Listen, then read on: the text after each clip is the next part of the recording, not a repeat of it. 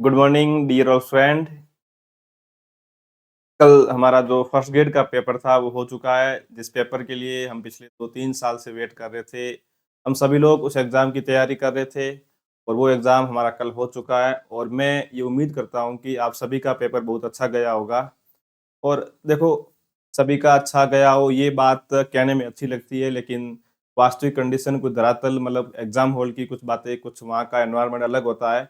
तो जितनी पोस्ट है उतने सिलेक्शन लेंगे, बाकी पेपर भले कितनी का अच्छा जाए या नहीं जाए। तो हमें इस बात के ऊपर कोई टेंशन नहीं लेनी है कि पेपर कैसा गया हमारा। लेकिन आज हम जो अब करेंगे ये पेपर सॉल्व करने का प्रयास करेंगे। मैंने मेरा बेस्ट ट्राई किया है कि मैंने ऑथेंटिक जो बुकें होती है वहाँ से इन क्वेश्चन के आंसर को ढूँढने का प्रयास किया है। तो मेरी कोशिश रहेगी कि मैक्सिमम क्वेश्चन के मैं आपको आंसर सही बताऊँ। लगभग मैक्सिमम मैंने सभी क्रॉस चेक करके देख लिए अलग-अलग बुक से, जो ऑथेंटिक स्रोत की बुक होती है, लाइफ साइंस के अंदर बुकें चलती है जैसे या अपनी एनसीईआरटी है, उन बुकों को मैंने एक बार क्रॉस चेक करके सभी क्वेश्चन का मैंने देख लिया है। तो अब जो हो चुका है उसको भूल जाना, अब आगे के लिए अपन बढ़ेंगे। क्योंकि ये एक लाइफ का साइकिल होता है, कभी सुख आएगा, कभी दुःख आएगा, वैसे कभी एग्ज़ाम का पेपर अच्छा होगा, कभी नहीं होगा। ये चीज़ें लाइफ में घटती रहती है, इनको लेके हम लोग नहीं बैठेंगे। मैं बिना टाइम गँवाए आपका इस पेपर के सॉल्यूशन के अंदर मैं आपको लेके चलता हूँ। 1 या 2 क्वेश्चन में हो सकता है कि मतलब ऊपर-नीचे हो, बाकी मैक्सिमम आप 3-4 मान लो, इससे ऊपर आपके आंसर के अंदर कोई चयन नहीं होगा, मैं ये गारंटी लेता हूँ। और एक क्वेश्चन डिलीट होने की भी है पॉसिबिलिटी है। बाकी इस बार जो आरपीसी ने पेपर बनाया है, जो हमारे अंदर डर था कि आरपीसी पेपर को टफ बनाने जा रही है, ऐसा कुछ नहीं हुआ। उसने जीके के पेपर को ज़रूर टफ बनाया, होना उल्टा था। वास्तव में ये रूल होता है कि आपको जीके का पेपर, आपने उसका नाम दिया है सामान्य ज्ञान, तो फिर आप उसको सामान्य पूछो और आप सब्जेक्ट को आप पीजी के लेवल लेके जाओ, आप सब्जेक्ट को आप टफ पूछो, उससे कोई फ़र्क नहीं पड़ता। तो स्टूडेंट के मन में एक जीके के प्रति डर नहीं रहता है। क्योंकि आप स्कूल में बच्चों को टीचर को बना के भेज रहे हो, आप बायोलॉजी का लेक्चरर बना के भेज रहे हो, और आप उससे जीके का टेस्ट ले रहे हो इतना भयंकर रूप से, तो ये गलत चीज़ें हैं। लेकिन आरपीएससी कर रही है, अच्छी है, जो भी है अपना ठीक है। मैं मानता हूँ कि सब्जेक्ट हमेशा टफ आना चाहिए और जीके एक सामान्य ज्ञान है, पासिंग नंबर है, वो हमेशा नॉर्मली रहना चाहिए, ताकि आने वाले टाइम के अंदर बच्चों में सब्जेक्ट के प्रति पढ़ने की रुचि जागृत हुए। नहीं तो अब क्या होगा, मैक्सिमम बच्चों के अंदर ये बात उनके दिमाग में फिट हो गई है कि सब्जेक्ट तो कुछ नहीं कर लेंगे, जीके नहीं होगा।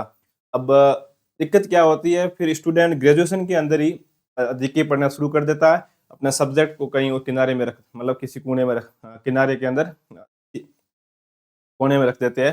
तो सब्जेक्ट अच्छा नहीं कर पाते क्योंकि जीके में डर बैठ जाता है इन कॉम्पिटिटिव एग्जाम को लेके। सब बातें बाद की बातें हैं, जो भी हुआ सो अच्छा हुआ, जो होगा सो अच्छा होगा। तो और जो हो रहा है वो भी अच्छा हो रहा है। हम पेपर एनालिसिस करेंगे। अब देखो, कट ऑफ वाला ये अभी कुछ नहीं है, ये मैं यहाँ नहीं बताऊँगा, ये बातें कहने की नहीं होती है, क्योंकि मतलब कोई आइडिया नहीं होता है। हाँ, बट मैं ये ज़रूर कहूँगा, पिछली वाली कट ऑफ आप मान के चलो उसके आस-पास रहोगे, क्योंकि बॉटनी का पेपर, जो बॉटनी वाला पोर्शन था वो काफ़ी ईज़ी था। मैं इ इत इतना भी ईज़ी नहीं कह सकता, लेकिन क्वेश्चन पूछने का तरीका थोड़ा उसका मतलब थोड़ा वो लेंथी था। बाकी आप जब किसी ने अगर अच्छे से पढ़ा है 3-4 बार रिवीजन करके एनसीईआरटी को, या आपने बीएससी लेवल या जो भी नीट के मॉड्यूल है, तो आराम से आपने उस पेपर को बॉटनी को आपने सोल्व किया है। जूलॉजी का जो पेपर था वो बॉटनी की तुलना में थोड़ा टफ था। तो उसको थोड़ा मतलब सोल्व करने में टाइम लगा होगा।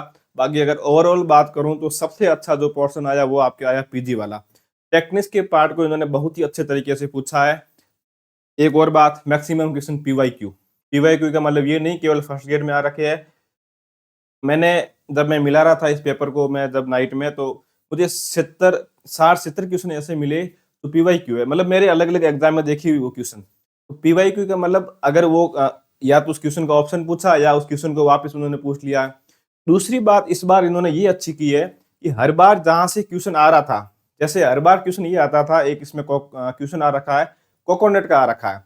हर बार हम लोग क्वेश्चन यही पढ़ते हैं कि कोकोनट के अंदर एंडोस्पर्म पाया जाता है, वही मतलब अपने वो उसका अ, जो उसका लिक्विड पार्ट होता है, एंडोस्पर्म होता है, वो एडिबल पार्ट होता है।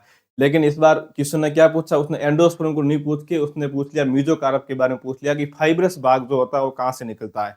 ये क्वेश्चन बहुत ही अच्छा क्वेश्चन था, मतलब उसके आस-पास उन्होंने क्वेश्चन पूछे। ऐसे 3-4 क्वेश्चन है, जैसे उन्होंने एक क्वेश्चन मेंडल वाला पूछा है। सीधा-सा क्वेश्चन पूछा, थोड़ा-सा लॉजिक लगाना था उसके अंदर।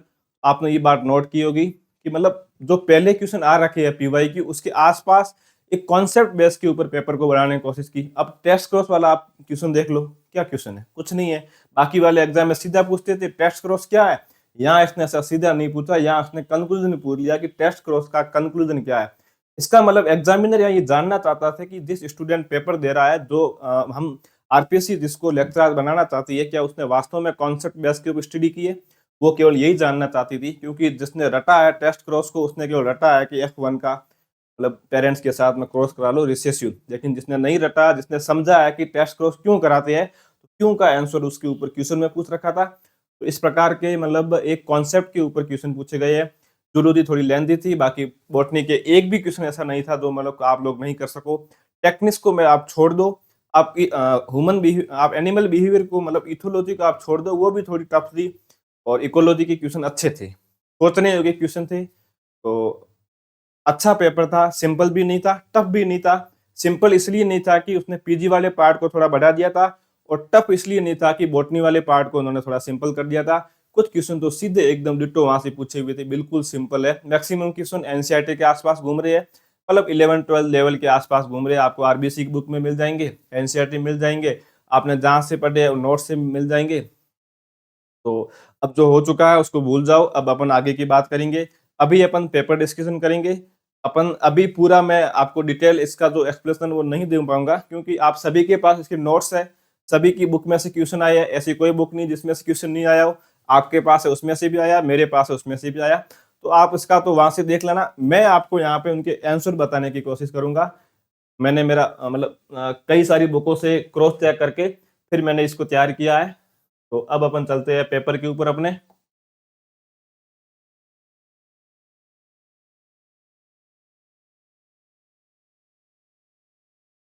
अब अगर कोई क्वेश्चन ऊपर नीचे हो जाता है तो ये ह्यूमन एरर है। मतलब मैं भी कोई पेपर बनाने वाला था नहीं, आपके जैसा स्टूडेंट हूँ। तो मतलब कुछ अगर हो जाता है तो आप उसके नीचे कमेंट में लिख देना। फिर ऐसे नहीं कि ऐसे कैसे हो गया, तुझे पता नहीं था, ये सब चीजें इस स्टेज की अच्छी नहीं लगती है। अगर कुछ क्वेश्चन का किसी का ऊपर नीचे हो जाता है तो आप कमेंट में लिख देना, तो मैं उसको चेंज कर दूंगा या ग्रुप में डाल दूंगा, जैसे भी हुआ अपन कर लेंगे। तो सभी मिलके काम करेंगे तो अच्छा होगा। तो अब हम शुरू करते हैं। मैं सबसे पहले बाईलिंगुअल,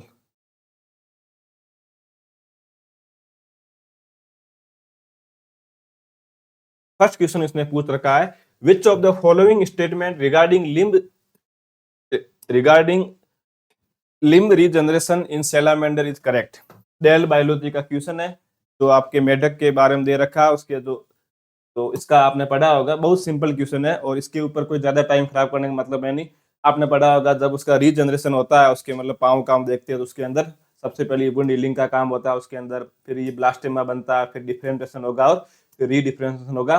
इसका जो राइट आंसर होगा आपके हो जाएगा इसका 3 नंबर। तो फर्स्ट क्वेश्चन का राइट आंसर आपके हो जाएगा 3 नंबर हो जाएगा। अब देखो 2 नंबर क्वेश्चन उन्होंने वापस पूछा है। अब आप सोचो इस क्वेश्चन का क्या लेवल है, कोई लेवल नहीं है। इस क्वेश्चन का राइट आंसर हो जाएगा, मैं ज्यादा टाइम खराब किए बिना, इसका हो जाएगा हीमोकेरियल। 2 नंबर क्वेश्चन का जो राइट आंसर है वो आपके हो जाएगा haemochorial. 3 number question, during parturition. अब आप सोचो इस क्वेश्चन को उसने कितना सिंपल वे में पूछा है। थोड़ा सा आपको लॉजिक लगाना था। हम लोग हमेशा पढ़ते हैं कि जब कोई लेडी जब प्रेगनेंसी होती है उस समय हम कहते हैं कि प्रोजेस्टेरोन हार्मोन प्रेगनेंसी के लिए रेस्पॉन्सिबल है। इसका मतलब उसमें प्रेगनेंसी हो रही है तो प्रोजेस्टेरोन का लेवल इंक्रीज हो रहा है। अब इसने क्या पूछा है, ड्यूरिंग प्रेगनेंसी मतलब पार्थुरेशन के समय, सॉरी पार्थुरेशन के समय जब बच्चे का जन्म होता है उस टाइम ये पूछ रहा है। तो आपको पता होगा कि जब प्रेगनेंसी जब शुरुआत हुई थी, जब फर्टिलाइजेशन हुआ था, उस समय तो मतलब प्रोजेस्टेरोन का लेवल हाई होता है। लेकिन यह उल्टा हो रहा है, क्वेश्चन उसने उल्टा पूछ लिया। तो इसने पूछा है कि जब बच्चे का जन्म होता है उस समय क्या होता है, तो हमें पता है कि उस समय एस्ट्रोजन की मात्रा होगी आपकी इंक्रीज होगी, एस्ट्रोजन की मात्रा इंक्रीज होगी, और जो प्रोजेस्टेरोन की मात्रा है वो आपके डिक्रीज हो जाएगी। इसका आपके राइट आंसर हो जाएगा 3 नंबर। इसका 2 नंबर, इसका 3 नंबर। किसी क्वेश्चन में ऊपर नीचे हो तो आप बता देना। अब मैं आपको यहाँ साथ साथ में ये भी बताऊंगा कि पीवाईक्यू कौन कौन से है। तो आपके जो ये क्वेश्चन है, ये क्वेश्चन है पीवाईक्यू। कैसा है? पीवाईक्यू क्वेश्चन है, कई बार आ रखा है। आरपीएससी असिस्टेंट प्रोफेसर बॉटनी का पीवाईक्यू, जो राजस्थान के अंदर प्रोफेसर का एग्जाम था। दो होते हैं, गाइटेनोगेमी और जीनोगेमी। जब मैं ऑफलाइन क्लास में पढ़ा रहा था तो मैंने आपको वहां पे बताया था कि अगर क्वेश्चन आया पॉलिनेशन से, अगर नॉर्मली क्वेश्चन आया तो आपको ऑटोगेमी के बारे में नहीं पूछेगा, या तो पूछेगा गाइटेनोगेमी के बारे में या पूछेगा जीनोगेमी के बारे में। लेकिन यहाँ पे इन्होंने पूछा है गाइटेनोगेमी के बारे में। गाइटेनोगेमी एक प्रकार से सेल्फ पॉलिनेशन का टाइप होता है, और इसमें जब हम ऑटोगेमी की बात करते हैं तो ऑटोगेमी के अंदर एक ही फ्लावर का sex organ, male sex organ और उसी का ही फीमेल सेक्स ऑर्गन। लेकिन गाइटेनोगेमी के अंदर प्लांट एक होगा, एक ही प्लांट के अलग अलग फ्लावर की बात होगी। तो आप देख लो ऑप्शन आपका इसके अकॉर्डिंग क्या होगा, flower another flower of same, fertilization of flower by the pollen from anther flower of same plant. सही बात है ये तो, fertilization of flower by the pollen from the same flower, नहीं भाई सेम फ्लावर होता है ये ऑटोगेमी हो जाता है, ये गलत है। Fertilization of a flower by the pollen from a plant, pollen from flower of another plant नहीं होगा, इसमें एनोदर प्लांट होता है, ये क्रॉस पॉलिनेशन होता, उस सेंस में इसका आंसर जाता जीनोगेमी जाता। और इसका यहाँ पे ये एनोदर प्लांट नहीं है, इसका जो राइट आंसर आपके हो जाएगा वो हो जाएगा ऑप्शन नंबर 1। फ्लावर अलग अलग होना चाहिए, प्लांट एक होना चाहिए, इसका राइट आंसर हो जाएगा आपके ऑप्शन नंबर 1। फिर इसने, अब देखो कितना अच्छा क्वेश्चन है, थोड़ा सा इसने क्वेश्चन को घुमा दिया है। अब अगर किसी के अंदर थोड़ा बहुत भी माइंड है ना इस क्वेश्चन को सोल्व करने का, अब आपने एपोमिक्सिस के बारे में आपने पढ़ा होगा, आप लोगों ने एपोमिक्सिस के बारे में पढ़ा होगा। अब देखो एपोमिक्सिस का मतलब क्या होता है, एपो का मतलब होता है विदाउट, मिक्सिस का मतलब होता है फर्टिलाइजेशन। तो सीधी सी बात होगी कि विदाउट फर्टिलाइजेशन हमें बनाना है। हमारे पास बनने के लिए क्या, दो चीजें ये, एक तो हमारे पास बनने के लिए एम्ब्रियो है, एक तो हमारे पास बनने के लिए क्या है, मतलब एम्ब्रियो है, और दूसरा हम पढ़ते हैं फ्रूट के संदर्भ में, इसमें पढ़ते हैं फ्रूट के संदर्भ में।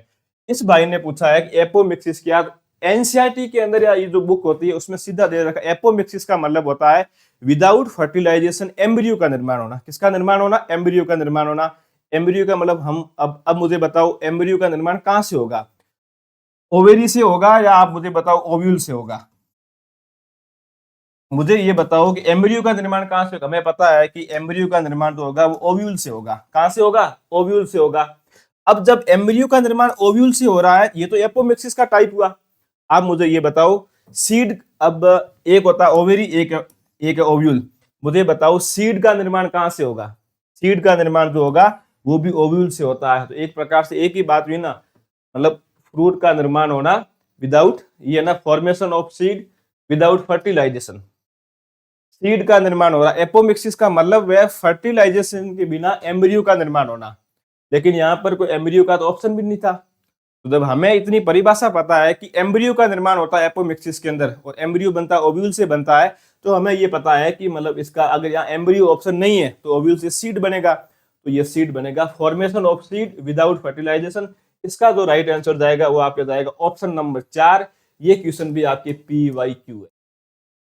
थोड़ा सा घुमाया, अब आप देखो इसने दो क्वेश्चन घुमा लिए, एक तो घुमाया पार्थुरेशन वाला, एक ये घुमा लिया क्वेश्चन हमारे सामने। फिर अगला क्वेश्चन हम देखते हैं इसके अंदर, इसका ऑप्शन नंबर हो जाएगा आपके 4 नंबर। तो 5 नंबर का जो ऑप्शन हो जाएगा आपके, वो आपके हो जाएगा 4 नंबर।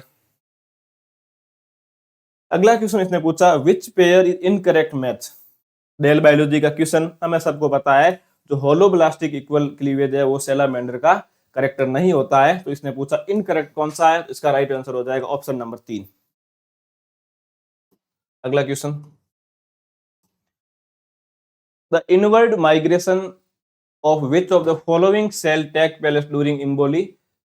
इसका जो आपके राइट आंसर होगा वो आपके हो जाएगा ऑप्शन नंबर, इसका 1 नंबर जो है वो राइट आंसर हो जाएगा। जो endodermal cell and chorda mesodermal cell जो है, ये इसके अंदर जो आपके जो इम्बोली जो माइग्रेशन होता है इनवर्ड के अंदर, वो इसके लिए रेस्पॉन्सिबल है, endodermal cells and chorda mesodermal cell. फिर अगला क्वेश्चन हम देखेंगे। अब देखो आप,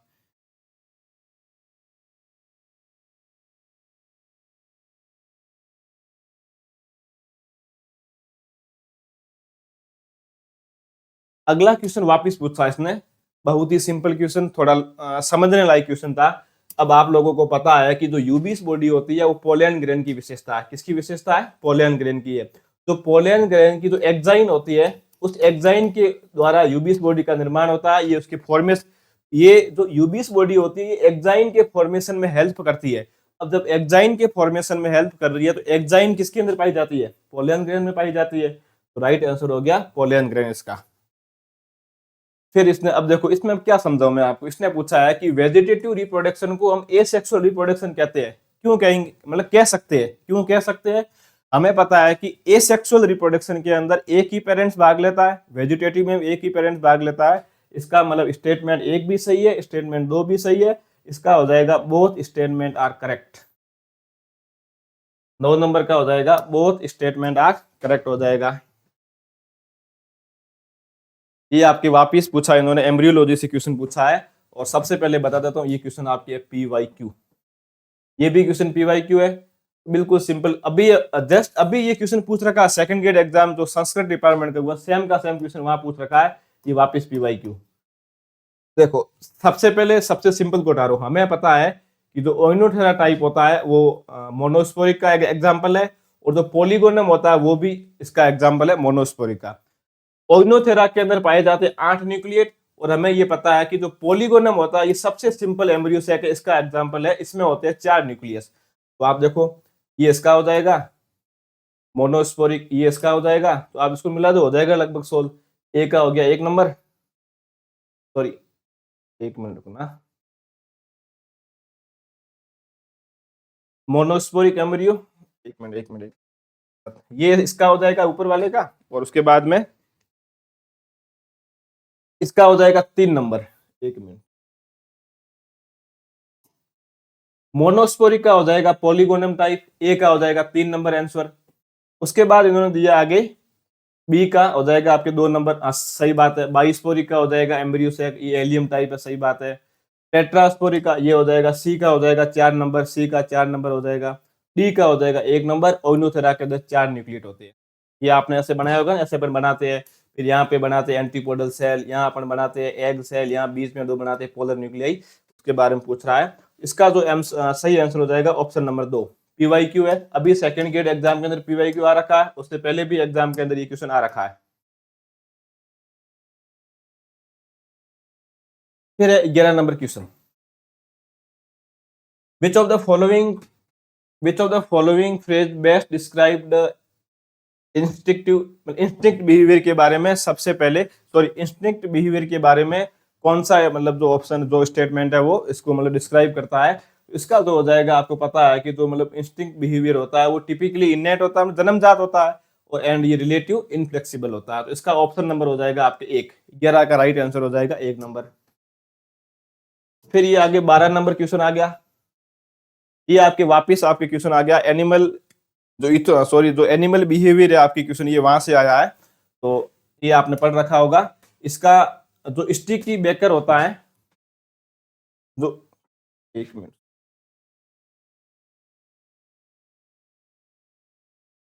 जो स्टिकल्स बैक होते हैं उसका ये आपके राइट, इसका हो जाएगा ये मतलब रेड कलर। हाँ, इसका जो बैक बैग होता है वो मतलब जब गुस्सा आता है, जब सेक्सुअल रिप्रोडक्शन के लिए जाता है, उसका रेड कलर बेली हो जाता है। उसके बाद में आपके बी का हो जाएगा वॉल्फ स्पाइडर का फ्लेजिंग हो जाएगा। उसके बाद बी का हो जाएगा आपके जो बीज होती है वो, ये ठीक है, नप्टियल फ्लाइट। और उसके बाद बचता है पीछे स्पाइनी लोबटिड, इसका आपके हो जाएगा रेस्पिंग। तो मिला दो, ऑप्शन नंबर 1 सॉरी 3 नंबर, उसके बाद 1 नंबर, 3 नंबर, 1 नंबर, और उसके बाद में 4 नंबर, उसके बाद में 2 नंबर। ये ऑप्शन राइट मिल रहा है यहाँ पे। 12 का हो जाएगा आपके 4 नंबर, 2 सही हो जाएगा। ये आरपीएससी का सबसे फेवरेट क्वेश्चन, इसका 4 नंबर सही है। ये आरपीएससी का सबसे फेवरेट क्वेश्चन, कुछ नहीं बिल्कुल सिंपल पूछ रखा था इसने यार नंबर दे रखे थे 2n बराबर 36। तो आपको पता है कि जब 2n रूट की सेल की बात हो रही है, रूट की सेल डिप्लॉइड होती है। इसने प्लांट दिया, कौन सा प्लांट दिया है, मेज दिया, मेज मोनोकोट है, मोनोकोट एग्जाम्पल है एंजियोस्पर्म का। जब मोनोकोट एंजियोस्पर्म का एग्जाम्पल है तो आपको पता है कि एंजियोस्पर्म की जो एंडोस्पर्म होती है वो होती है 3n। हमें पता है कि n बराबर होंगे 18, 18 इंटू 3 कर दो, राइट आंसर आएगा 54। इसका राइट आंसर होगा 54। दिस इज PYQ, वापिस PYQ इसी सेम कॉन्सेप्ट के ऊपर। अगला क्वेश्चन इसने पूछा है कि जो ये एक एनिमल का नाम है, मैंने भी पहली बार ये मतलब क्वेश्चन देखा है कि जो थॉमसन गजेल्स जो होता है वो अपने जब टेरिटरी रीजन के अंदर है, वो अपने टेरिटरी रीजन को मतलब उसको वो टेरिटरी प्रोड्यूस बाय ग्लैंड, उस टेरिटरी रीजन को मार्क करने के लिए कुछ वो सेंट का प्रोड्यूस करता है। वो ग्लैंड जो होती है वो सैंड एक ग्लैंड से आता है, वो ग्लैंड कहाँ पाई जाती है, तो ये जो इसके बिलो आई के नीचे पाई जाती है। ये क्वेश्चन मैंने भी पहली बार देखा था। ये कोई एनिमल है थॉमसन गजेल्स, तो उसकी आंख के नीचे एक ग्लैंड पाई जाती है, उस ग्लैंड के द्वारा सैंड का रिलीज किया जाता है। आगे क्वेश्चन नंबर हम बात करेंगे 15 नंबर क्वेश्चन की। ये वापस आपकी इथोलॉजी से आ रखा है। 15 नंबर क्वेश्चन ने पूछा है कि सिलेक्ट द इनकरेक्ट स्टेटमेंट। तो इसका जो राइट आंसर होगा आपके ऑप्शन नंबर 3 होगा। Neurosensory mechanism with exhibit behaviour in response to sign stimulus is called as imprinting. तो इसने इनकरेक्ट का पूछा है, इनकरेक्ट आपको हो जाएगा ऑप्शन नंबर 3 इसका हो जाएगा राइट आंसर। फिर आगे 16 नंबर क्वेश्चन। अब ये लो कितना सिंपल क्वेश्चन पूछा। हम लोग पावलो के बारे में हमेशा पढ़ते हैं, पावलो में हमने कुत्ते के बारे में ये सब, ये इसके फूड के बारे में इसने पूछा है। उसमें जो फूड यूज लेता है पावलो, वो फूड उसकी जो वो किस मतलब किससे रिगार्डिंग है, तो उसका आपको पता है कि वो अनकंडीशनल स्टिमुलस होता है, जो उसको स्टिमुलस देता है मतलब वो डॉग को, तो जो फूड के थ्रू देता है वो उसका अनकंडीशनल स्टिमुलस होता है। तो 16 का आपको हो जाएगा 1 नंबर इसका सही हो जाएगा। फिर ये पूछा इसने 17 नंबर पूछा है, the peacock start dancing during breeding season on seeing faience, this is the example of. इसने पूछा है कि प्रजनन काल के दौरान मोरनी को देखकर मोर नाचने लगता है। आपने नाचते हुए खूब देखे होंगे मोर, उसका ये भी आपके बिहेवियर से आया क्वेश्चन, इथोलॉजी का क्वेश्चन है। इसका ये राइट आंसर हो जाएगा फिक्स एक्शन पैटर्न। तो इसका राइट आंसर क्या आपके ऑप्शन नंबर 3 जो इसका राइट आंसर हो जाएगा। अब मैं फटाफट करूंगा क्योंकि अपन ऐसे सोल्व नहीं कर पाएंगे अगर पूरा पढ़ने बैठ गए तो। फिर 18 नंबर क्वेश्चन है, find out the incorrect statement about standard division. बहुत ही सिंपल क्वेश्चन है। अगर किसी ने भी थोड़ी बहुत उसके बारे में कंक्लूजन अगर निकाला है स्टैंडर्ड डिवीजन का, तो आप इस क्वेश्चन को यहाँ से सोल्व कर सकते हो। इस क्वेश्चन के अंदर इसने पूछा इनकरेक्ट पूछा है ना, ठीक है, इनकरेक्ट पूछा है तो इसका राइट आंसर हो जाएगा option number 3, can not be used to calculate standard error. गलत बात है, हम उसको कैलकुलेट कर सकते हैं स्टैंडर्ड एरर को इसके द्वारा। उसका राइट आंसर हो जाएगा ऑप्शन नंबर 3। अब देखो ये किसी भी बुक में नहीं दिया हुआ कि स्टैंडर्ड डेविएशन का क्या महत्व है, लेकिन हमें पता है ना कि हम स्टैंडर्ड डेविएशन निकाल रहे हैं, तो वो हम किस लिए निकाल रहे हैं, इसलिए कहते हैं कि साइंस को रटा नहीं जाता है। इस बार पेपर ने ये आपको मतलब प्रूफ कर दिया, ये बात समझा दी मैं अच्छे तरीके से। आप रट नहीं सकते किसी भी मतलब बायोलॉजी को। आप हमारे मन में ये था कि बायोलॉजी रटी जाती है, फिजिक्स केमिस्ट्री को समझा जाता है, लेकिन हम बायोलॉजी रट लेंगे, नहीं रट सकते। अगर आपने टेस्ट क्रॉस को रट रखा है तो आप इसका आंसर कर नहीं पाओगे। बिल्कुल सिंपल क्वेश्चन था ये। क्या है, बिल्कुल सिंपल क्वेश्चन है स्टैंडर्ड डेविएशन के बारे में। 3 स्टेटमेंट सही थे, 1 स्टेटमेंट गलत था, हमें वो पहचान करनी थी। इसका ऑप्शन नंबर जो 3 हो जाएगा वो गलत हो जाएगा। ये वापस आपके बायोस्टेट से क्वेश्चन आया है। आपने पढ़ा होगा बायोस्टेट के अंदर आप इस प्रकार से एक टेबल बना के, कुछ नहीं, बिल्कुल सिंपल क्वेश्चन है। उसको ऐसे डिवाइड करना 3 भागों के अंदर, फिर इसका परसेंटेज निकाल के इस क्वेश्चन को सोल्व करना था।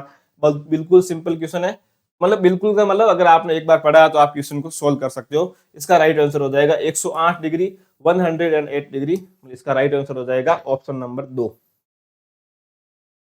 अगला क्वेश्चन आपके है 20 नंबर है। ने पूछा है which type of learning was demonstrated by W Kohler in chimpanzee. अब ये उसने बंदर वाला पूछा है कि आपने ये तो उसमें पढ़ा होगा चिंपैंजी वाला, शायद मुझे याद नहीं आ रहा, साइकोलॉजी में पढ़ा होगा, सुल्तान नाम तो ऐसा कुछ नाम था। तो इसका वो आप उसमें पढ़ते हो तो इसका जो आंसर हो जाएगा वो इनसाइट लर्निंग हो जाएगी। तो बंदर को होती है वो इनसाइट लर्निंग, अंतर्दृष्टि अधिगम। ये अधिगम वाले से भी है, आपके साइकोलॉजी से भी है, उसके साथ में ये आपके एनिमल इथोलॉजी का भी क्वेश्चन ये बनता है यहाँ से। अब इस क्वेश्चन में थोड़ा लॉजिक लगाना था आपको। 60 नंबर क्वेश्चन के अंदर थोड़ा सा आपको लॉजिक लगाना था, तो ये आपका क्वेश्चन सोल्व हो जाता। क्वेश्चन पूछा है कि देयर आर 60 इंडिविजुअल, 60 यहाँ पे इंडिविजुअल है, जीव है, in a population, then sorry and they have same haemoglobin level that is 14 gram, there is no variability. अब देखो इसने क्या पूछा, 60 के 60 इंडिविजुअल के अंदर 14 ग्राम जो मतलब होता है लीटर वो हीमोग्लोबिन की मात्रा दे रखी है। फिर इसने कहा देयर इज नो वेरिएशन, जब कोई वेरिएशन नहीं है तो क्या स्टैंडर्ड डिवीजन आएगा। लॉजिक सीधी सी कॉन्सेप्ट है, अगर कोई वेरिएशन नहीं है, सभी के अंदर हीमोग्लोबिन की कंसंट्रेशन इन्होंने समान दे रखी है 60 के 60 लोगों के अंदर, तो भाई स्टैंडर्ड डिवीजन जो हमेशा हमेशा क्या होता है, 0 होता है। इसका राइट आंसर हो जाएगा ऑप्शन नंबर 3, स्टैंडर्ड डिवीजन हमेशा 0 होगा, क्योंकि कोई वेरिएबिलिटी नहीं है, वेरिएबिलिटी नहीं, और ऊपर से इसने दे रखा है कि 60 इंडिविजुअल के अंदर सभी के अंदर हीमोग्लोबिन की जो कंसंट्रेशन वो समान दे रखी है। तो यहाँ पर स्टैंडर्ड मतलब वेरिएशन नहीं है, तो वेरिएशन नहीं है तो स्टैंडर्ड डेविएशन भी 0 आएगा। तो लॉजिकल क्वेश्चन था और सीधा क्वेश्चन था। फिर है क्वेश्चन नंबर 22। इस क्वेश्चन का जो राइट आंसर आपके होगा, क्योंकि हम लोग अब देखो बुक के अंदर इन क्वेश्चन के बारे में यहाँ फॉर्मूला कुछ और दे रखा है। हम लोग जो बुक पढ़ते हैं मतलब अमूमन टाइम, उसके अंदर यहाँ फॉर्मूला कुछ और दे रखा है। यहाँ इसने पूछा अनग्रुप डाटा के बारे में पूछा है और इंडिविजुअल सीरीज के बारे में पूछा है। तो मुझे आज भी याद है कि जब मैंने कहा था कि जीके के बाद में और आप जो आपका सब्जेक्ट वाले पेपर के बीच में जो 6-7 घंटे गैप मिलता है, आप टेक्निक्स पढ़ के जाना, आप बायोस्टेटिक पढ़ के जाना, यहाँ से क्वेश्चन आएंगे। फैमिली के मैंने कहा, लेकिन फैमिली से एक क्वेश्चन आया, बाकी क्वेश्चन नहीं आया इस बार, केवल एक क्वेश्चन पूछा गया। पहली बार आरपीसी के इतिहास में फर्स्ट ग्रेड में फैमिली से केवल एक क्वेश्चन आया, बाकी हर बार 2 से 3 क्वेश्चन आते थे। इसका आपके राइट आंसर हो जाएगा summation x square upon n. फिर भी आप इस देखो इस क्वेश्चन को देख लेना एक बार। बाकी मेरे अकॉर्डिंग जब मैंने जो बायोस्टेटिक के प्रोफेसर है उनसे मैंने पूछा तो उन्होंने कहा कि इसका राइट आंसर ये हो जाएगा, जो मतलब तो उनके अकॉर्डिंग ये राइट है तो हमेशा पढ़ाते हैं तो ये सही होगा आपके summation x square upon n. इसके बारे में मैंने ये क्रॉस करने लेकिन मुझे मिला नहीं, लेकिन मैंने फिर किसी से पूछा जो बायोस्टेट के अपने प्रोफेसर है तो उन्होंने मुझे बताया कि इसका summation x square upon n होगा। थोड़ा सा फॉर्मूले को मॉडिफाई करके यहाँ पूछा गया है और अनग्रुप डाटा के बारे में पूछा गया है। अगला क्वेश्चन ये लो, वापस क्वेश्चन ये पीवाईक्यू आरपीएससी फर्स्ट ग्रेड का सीधा सा पूछा है, वन डायमेंशनल। तो आपको सीधा ही पता है कि बार डायग्राम इसका ये होता है। 23 का हो जाएगा ऑप्शन नंबर 2। अगला क्वेश्चन है find the incorrect statement which reference to tubulation. Question number 24। अब देखो 24 नंबर क्वेश्चन के बारे में इसने भी है तो समीकरण के संदर्भ में, अच्छा ये भी बायोस्टेट का क्वेश्चन आया वापस, समीकरण के संदर्भ में गलत कथन का चयन करो। ठीक है, स्तंभ और पंक्तियों को क्रमांकित किया जाना चाहिए, राइट बात है। ये स्तंभ और पंक्तियों को तर्क संगत क्रम में व्यवस्थित करना जरूरी नहीं होता है, हाँ ये भी ठीक है। व्याख्यात्मक टिप्पणी को हमेशा फुट नोट के रूप में दिया जाना चाहिए, उपयुक्त शीर्षक और उपशीर्षक इसमें नहीं दिया जाना चाहिए, तो ये चीज गलत है इसमें। 24 नंबर का आपके 2 number, row and column need not to be arrange in logical order. भाई साहब अरेंज उसको मतलब नीड क्यों नहीं है रो और कॉलम को अरेंज लॉजिकल ऑर्डर में, उसको लॉजिकल एक फिक्स पैटर्न एक फिक्स ऑर्डर के अंदर आपको रो और कॉलम को अरेंज करना पड़ेगा। ये क्वेश्चन यहाँ ये ऑप्शन गलत है। इसने पूछा इनकरेक्ट, आप सुनो तो इनकरेक्ट इसका हो जाएगा 24 का हो जाएगा ऑप्शन नंबर 2। 24 का हो जाएगा ऑप्शन नंबर 2।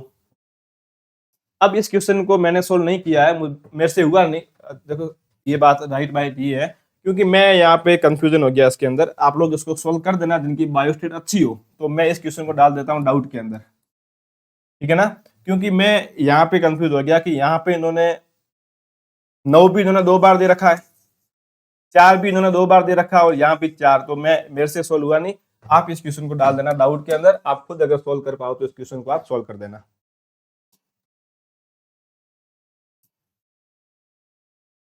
अब ये क्वेश्चन इसी पेपर के अंदर इसी क्वेश्चन को 2 बार पूछा है। मैंने जब आपको बताया था एग्जाम आपके लगने से 2 दिन मतलब 3-4 दिन पहले, मैंने कहा ओमार कभी पहले मत भरना, ओमार हमेशा बाद में भरना, पूरा पेपर करने के बाद, मतलब जो आपको आते हो उसके कारण क्या। मैंने कहा था अगर किसी क्वेश्चन का आपको आंसर नहीं आता है तो 150 क्वेश्चन में एक क्वेश्चन ऐसा मिलेगा जो आपको ऊपर वाले का आंसर बता के जाएगा। अब ये यहाँ इसने पूछ रखा है द टाइप ऑफ, ये पीवाईक्यू है। पहली बात तो ये क्या है, ये पीवाईक्यू क्वेश्चन है, फर्स्ट बात है ये क्वेश्चन है पीवाईक्यू आपका, ये पीवाईक्यू है। द टाइप ऑफ, ये इसने पूछा है कि इंट्रैक्शन पूछा, उस इंट्रैक्शन के अंदर बेनिफिट होता हो बट नॉट ऑब्लिगेटरी, मतलब दोनों को फायदा होता हो। इसने पूछा है कि दोनों के अंदर प्लस प्लस इंट्रैक्शन होनी चाहिए, तो आपको पता है पैरासिटिज्म में नहीं होती है, कॉमन सेलिज्म में नहीं होती है, अमेन सेलिज्म में नहीं होती है, प्रोटो कॉर्पोरेशन के अंदर दोनों प्रकार के अंदर प्लस प्लस इंट्रैक्शन होती है।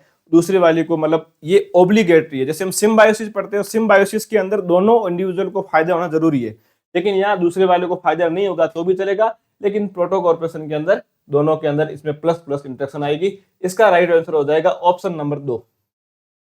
फिर इसने पूछा अगले वाला क्वेश्चन पूछा है 27 नंबर क्वेश्चन उन्होंने पूछा है, which of the following statement is incorrect regarding zero share.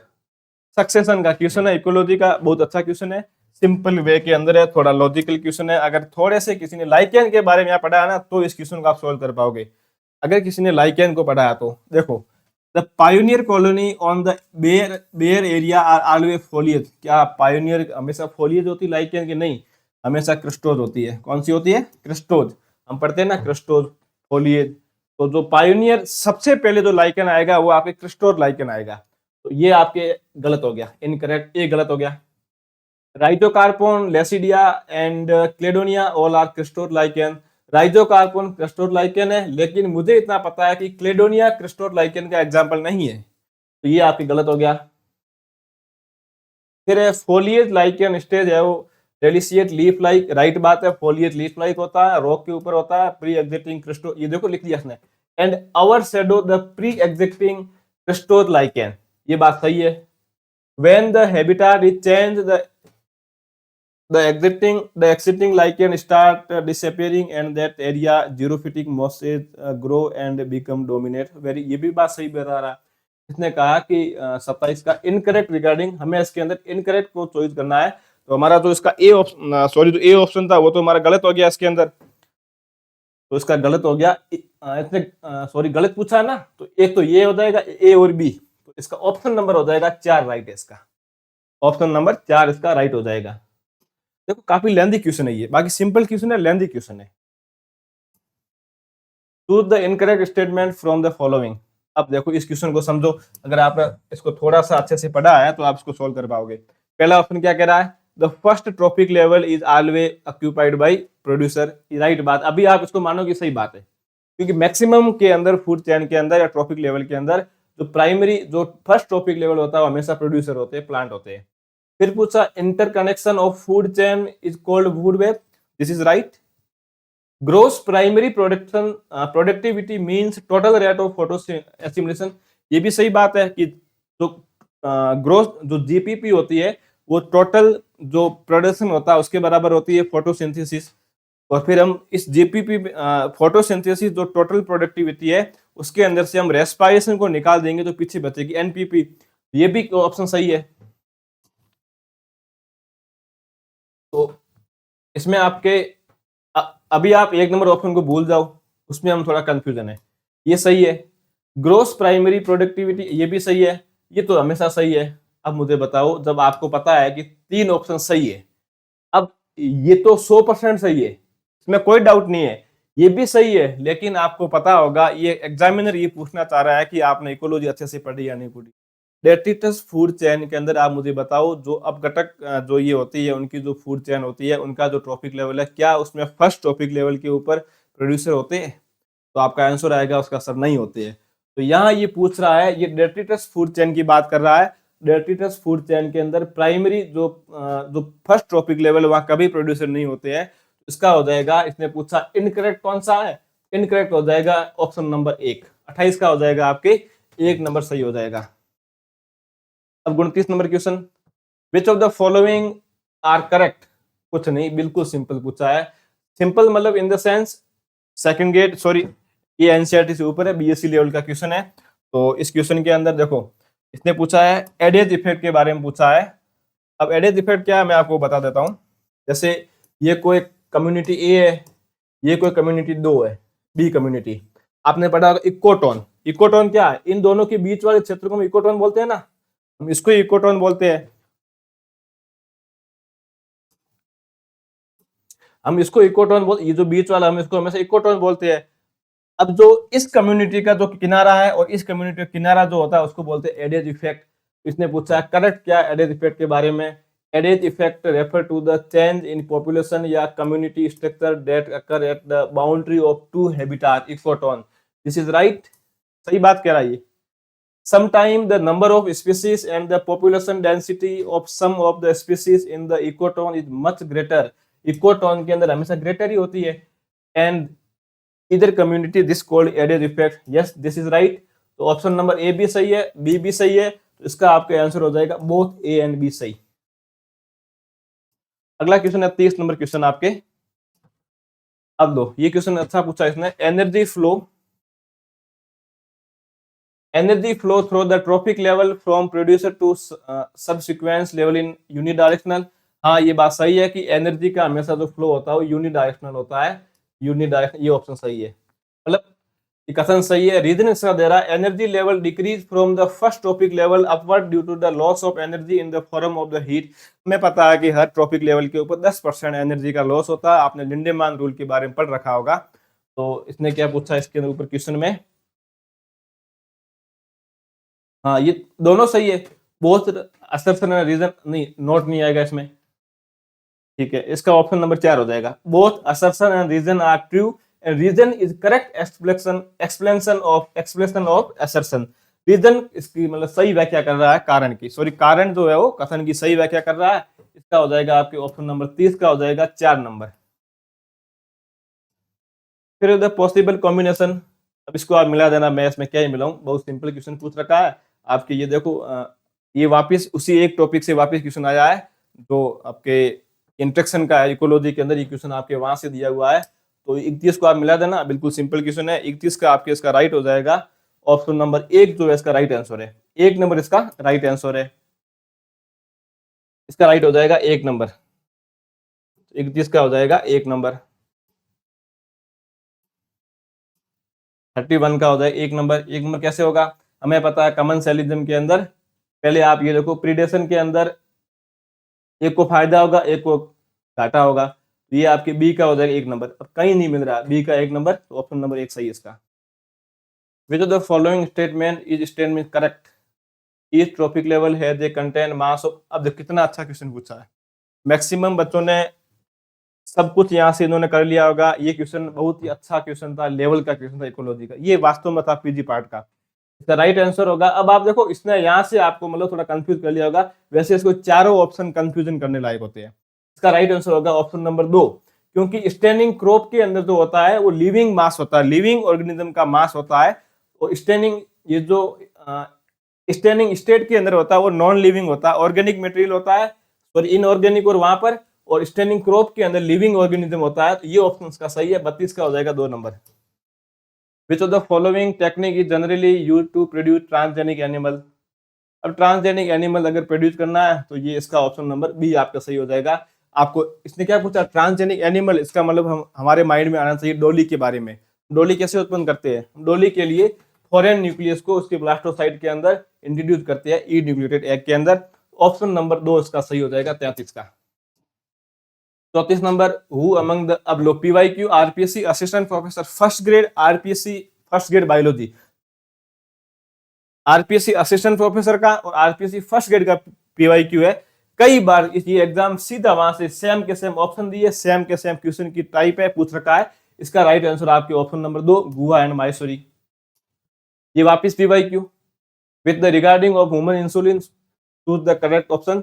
बिल्कुल सिंपल क्वेश्चन है आपके 35 का। इसमें आपके राइट आंसर हो जाएगा ऑप्शन नंबर 3। इसका राइट आंसर है ऑप्शन नंबर 3 ए सी और डी ओनली, क्योंकि ये भी सही है कि मैच्योर इंसुलिन में सी पेप्टाइड नहीं होता है। और बी पूछ रहा है insulin produce by rDNA technology है सी, नहीं उसमें सी पेप्टाइड होता ही नहीं जब आपका ऊपर वाला ऑप्शन कह रहा है। तो सी और डी इसका सही है। तो ये ए सी डी 35 का ऑप्शन नंबर 3 सही है। Find out the incorrect statement for RNA in find out the incorrect statement for RNA interference. तो सेंस एंटी, ये क्वेश्चन अच्छे लेवल का है पीजी पार्ट का। Sense and antisense RNA binding, ये वेरी गुड, सॉरी ये बात सही है। और RISC lead to gene silencing in RNA interference, ये भी बात सही है। RNA interference technique is used to develop BT cotton, ये बात गलत है। बीटी कॉटन के लिए नहीं, आरएनए इंटरफेरेंस में आपने एग्जांपल पढ़ा होगा तंबाकू के अंदर एक निमेटोड्स होता है, अभी मुझे नाम याद नहीं आ रहा, मेलिगो गाइनो ऐसी करके कुछ निमेटोड्स है, ये वहां यूज की गई थी। यहाँ तो आरडीएनए टेक्नोलॉजी हमने यूज की थी बीटी कॉटन के अंदर। तो इसका राइट आंसर इसने पूछा है इनकरेक्ट स्टेटमेंट कौन सा है, तो आपके इनकरेक्ट हो जाएगा इसका ऑप्शन नंबर 3, ये इसका इनकरेक्ट हो जाएगा। ये क्या हो गया?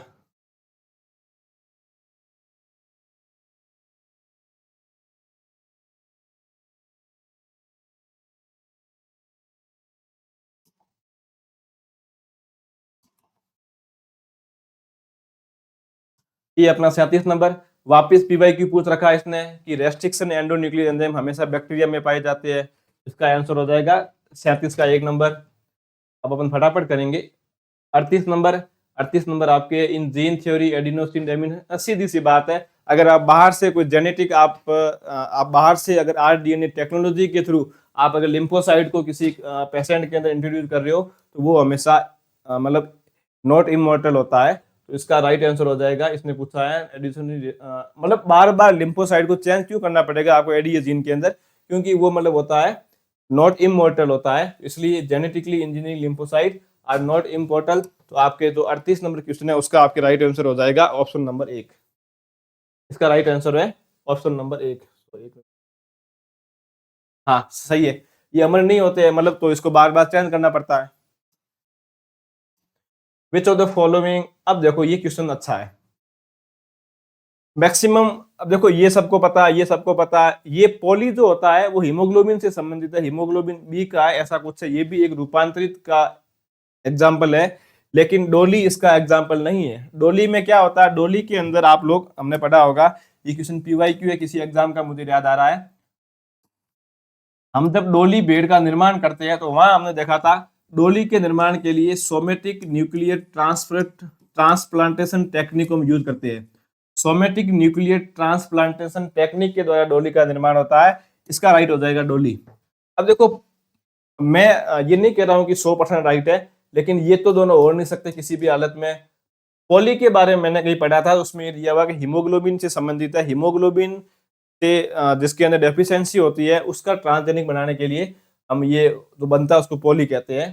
तो इस क्वेश्चन को आप मुझे तो ये लग रहा है क्योंकि एक बार पीवाईक्यू पूछ रखा है, और ये भी हो सकता है, बाकी एक बार फिर अपन क्रॉस चेक करेंगे, इसको भी हम डाल देते हैं डाउट के अंदर।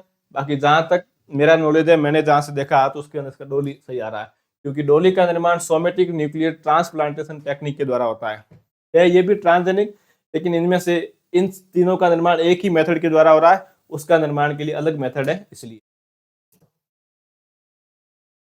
ये इसने जो एलाइजा के जो स्टेप होते हैं वहां से क्वेश्चन पूछा है, तो स्टेप आपने पढ़े होंगे उसके अंदर। 40 का आपके हो जाएगा क्वेश्चन, 40 का 4 नंबर सही है इसका, ऑप्शन नंबर 4।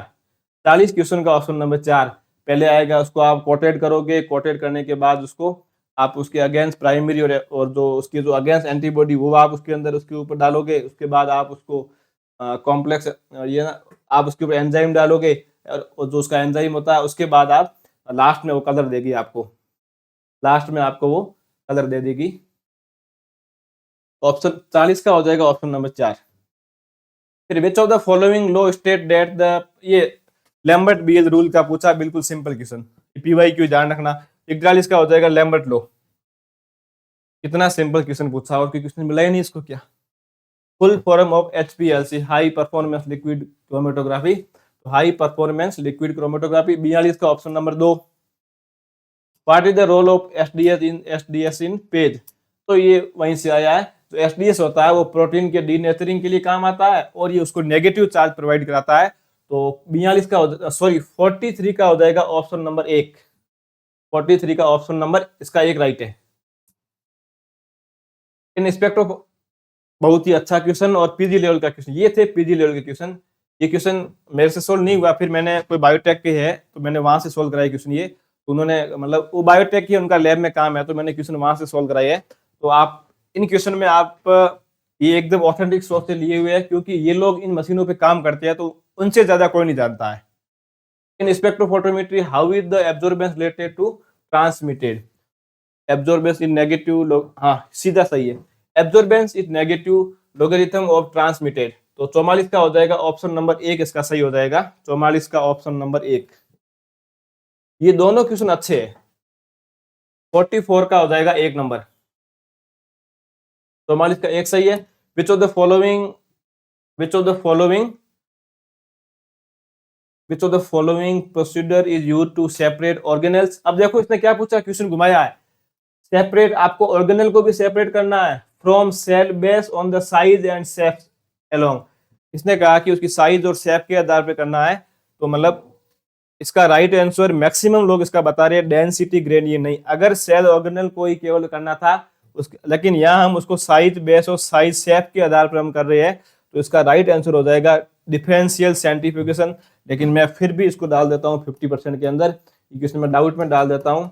कुछ लोग इसका बता रहे हैं, मतलब मैंने देखा किसी बुक, लोग तो क्या किसी बुक में है तो उसमें दे रखा डेंसिटी ग्रेडियंट, लेकिन जो लोग इसके ऊपर काम करते हैं क्रोमेटोग्राफी के ऊपर, मतलब जो बायोटेक की लैब होती है, उन्होंने बताया कि मतलब यहाँ पर अगर ओनली सेल ऑर्गेनल को दे रखा होता तो इसका राइट आंसर जाता डेंसिटी ग्रेडियंट जाता, लेकिन इन्होंने उसको मतलब सेल साइज और शेप के ऊपर पूछा है, तो आपको अलग अलग सेंट्रीफ्यूगेशन यूज करना पड़ेगा। तो डिफरेंशियल सेंट्रीफ्यूगेशन, तो मैं इसको डाउट में डाल रहा हूँ। तो इन दोनों में से बुक बता रही है, मतलब जो देखो बुक मुझे ऑथेंटिक बुक में मिला नहीं किसी, तो बीएससी की बुक होती है उसके अकॉर्डिंग है डेंसिटी ग्रेडियंट सेंट्रीफ्यूगेशन, हमारे नोट्स में भी यही है। लेकिन जो लोग इसके ऊपर काम करते हैं, जिनका काम इन मशीनों के ऊपर होता है, उन्होंने कहा कि इसका राइट आंसर 4 नंबर होगा।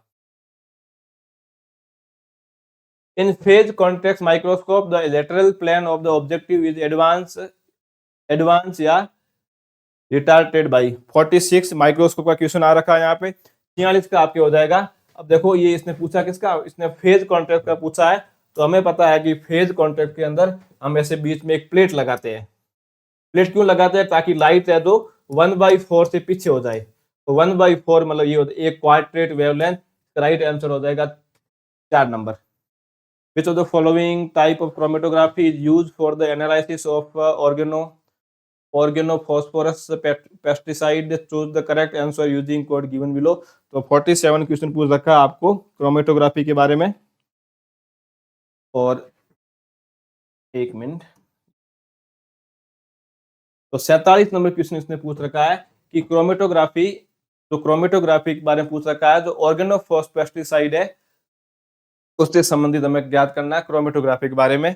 अच्छा क्वेश्चन था। और इसका जो राइट आंसर आ जाएगा आपके जो gas chromatography, gas liquid chromatography होती है वो इसमें काम आती है। इसका राइट आंसर है 47 का ऑप्शन नंबर 2।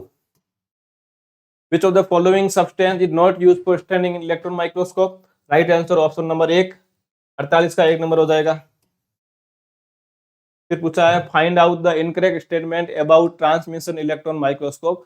तो टैम के बारे में पूछा है कि इनकरेक्ट स्टेटमेंट क्या है, तो उसका इनकरेक्ट हो जाएगा the image is formed by the electron that are reflect. भाई इसमें रिफ्लेक्ट कहाँ होती है, वो तो उसको ट्रांसफर, उसको मतलब वहां से वो आगे क्रॉस करती है ना, तो ये रिफ्लेक्ट नहीं होती है। तो 49 का हो जाएगा ऑप्शन नंबर 3।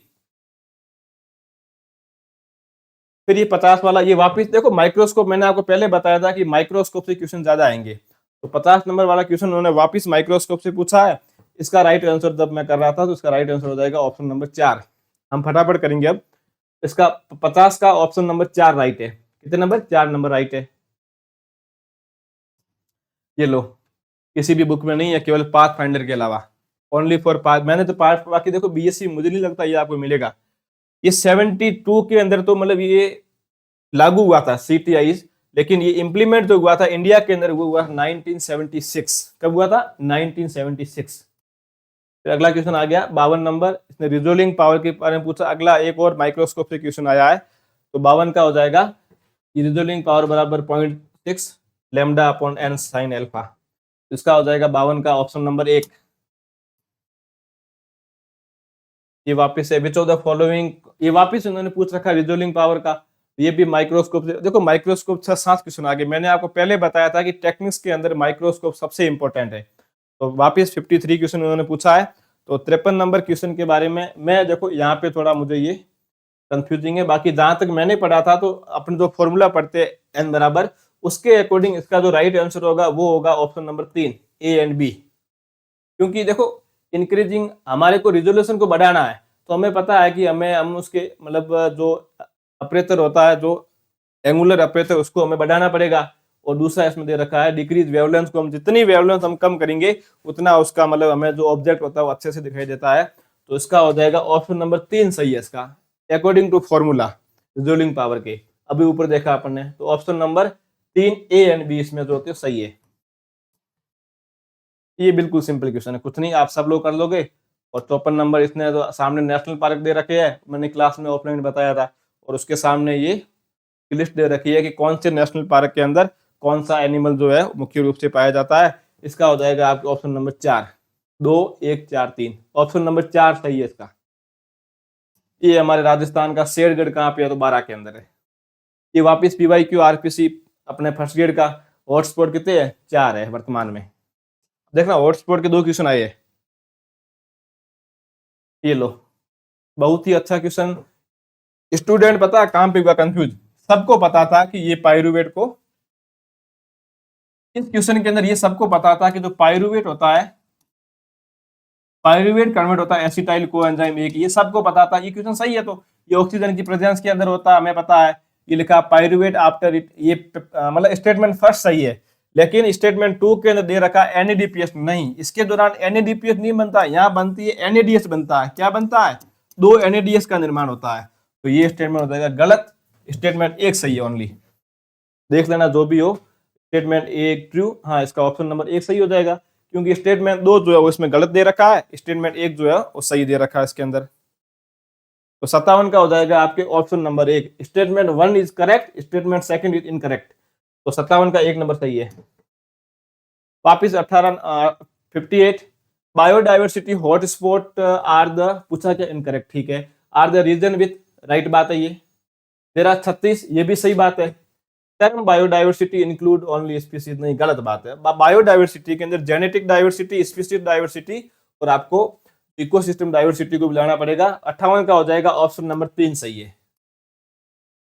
ये बिल्कुल सिंपल क्वेश्चन। एंडेमिक PYQ भाई, स्पीसीज, इसका एंडेमिक हो जाएगा 59 का।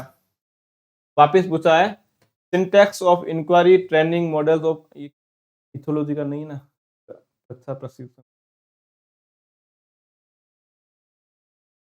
ये शायद उसमें आपके ICT का लग रहा है मुझे। तो ये शायद ये क्वेश्चन ICT का ही है, सॉरी, आपके वहां से दिया हुआ है।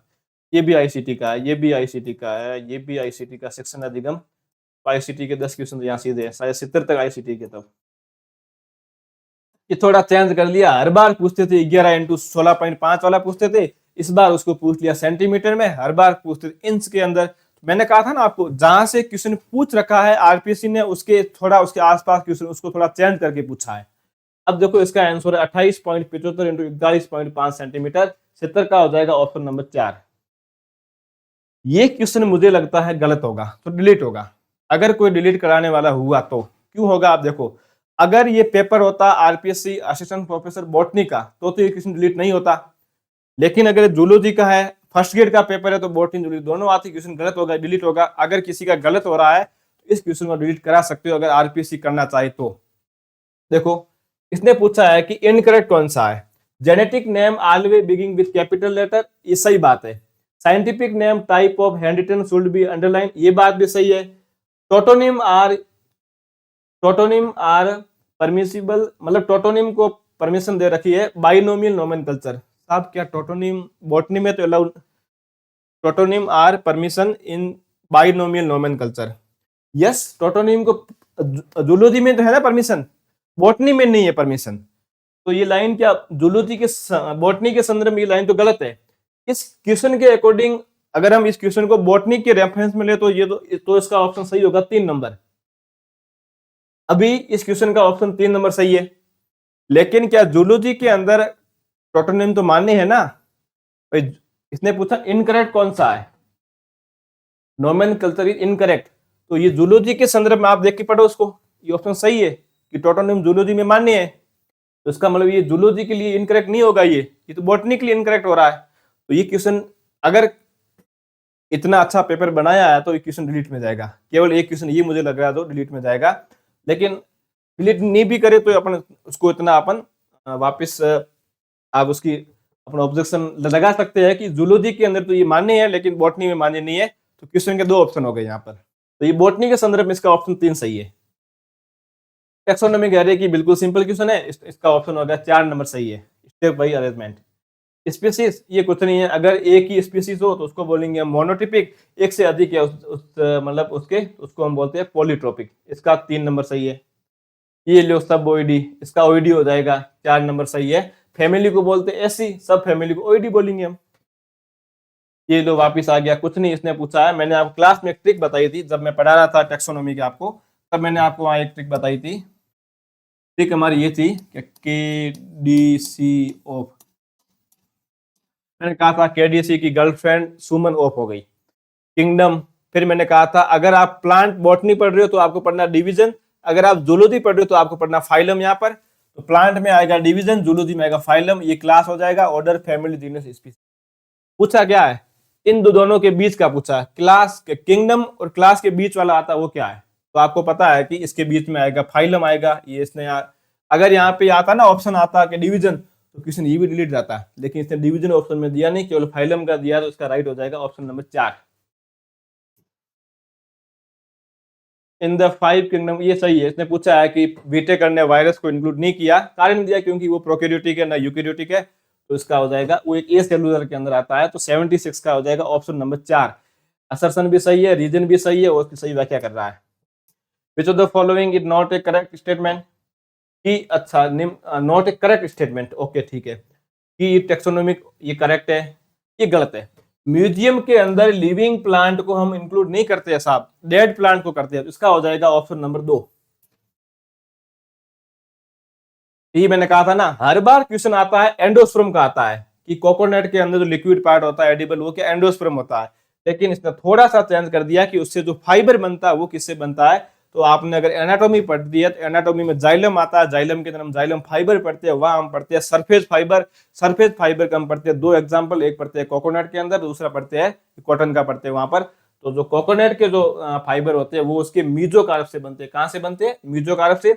78 का option number 1। Which of the following statement incorrect, अच्छा गलत कौन सा है, ये सीधा आप यहाँ नीचे आ जाओ। Zygomorphic flower can be divided into 2 equal any radial, क्या आप जाइगोमॉर्फिक को बांट सकते हो हर, मतलब हर प्लेन पे नहीं। एक्टिनोमॉर्फिक फ्लावर को हम किसी भी तल से 2 बराबर भाग में बांट सकते हैं, लेकिन जाइगोमॉर्फिक को आप केवल एक तल से ही बांट सकते हो, तो इसका इनकरेक्ट हो जाएगा ऑप्शन नंबर 4। ये वापिस आ गया टेंडन, हमें पता है कि टेंडन एक बोन है, मतलब बोन के एग्जांपल है, बोन कनेक्टिव टिश्यू का एग्जांपल होता है। फिर हम कनेक्टिव टिश्यू को 2 टाइप में बांटते हैं, रेगुलर और इरेगुलर। तो जो टेंडम होती है वो आपके एग्जांपल होता है डेंस रेगुलर कनेक्टिव टिश्यू का। ऑप्शन नंबर 2 सही है इसका। सिंपल क्वेश्चन वापिस पूछा है कि फेलोपियन ट्यूब के अंदर और ब्रोंकियल के अंदर ये कौन सा होता है, तो एपिथेलियम टिश्यू, सिलिएटेड कोल्यूमिनर एपिथेलियम पाया जाता है इसके अंदर। फिर ये देखो बड़ा क्वेश्चन काफी, मैं इसको छोटा कर रहा हूं अगर दिखने में। 82 क्वेश्चन पूछा है, आपको क्या करना है, देखो इस क्वेश्चन को सोल्व करने का आप ये देखो, जाइलम पेरेन्काइमा, हमें पता है कि जाइलम पेरेन्काइमा सेल लिविंग होती है, एंड वो पेरेन्काइमा सेल फूड का स्टोर करती है। तो ये और कहीं नहीं मिल रहा है, सी का इसमें आपके 5 नंबर केवल सीधा यहाँ आप इसको पकड़ लो, तो इसका राइट आंसर हो जाएगा ऑप्शन नंबर 4। 82 का हो जाएगा राइट हो जाएगा ऑप्शन नंबर 4। ये क्वेश्चन भाई पीवाईक्यू है, सेकंड ग्रेड में पूछ रखा है ये क्वेश्चन सेम, ये सेकंड ग्रेड का पीवाईक्यू है। इसने पूछा है phloem parenchyma is generally absent, the phloem parenchyma absent है तो सीधी मोनोकोट की बात हो गई, तो आप डाइकोट को पहले से क्रॉस कर लो।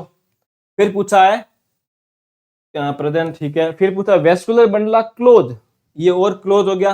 फिर पूछा कॉन्जॉइंट, तो स्टेम हो गया, तो इसका एग्जांपल हो जाएगा आपके ये मोनोकोटिलिडन का स्टेम है। ऑप्शन नंबर 4 इसका सही है। 84 which of the following statement are, ये एनसीईआरटी का क्वेश्चन। हमें पता है कि डोर्सी वेंट्रल लीफ की बात हो रही है, हम डाइकोट लीफ की बात कर रहे हैं। डाइकोट लीफ के अंदर मीजोफिल जो टिश्यू होता है वो ऐसे 2 भागों में डिवाइड नहीं होता है, और मीजोफिल के अंदर फोटोसिंथेसिस होती है। और ये भी पता है कि डाइकोट लीफ ऐसे होती है डोर्सी वेंट्रल, तो उसकी अपर वाली सरफेस के ऊपर स्टोमेटा कम होते हैं, नीचे वाली पे ज्यादा होते हैं।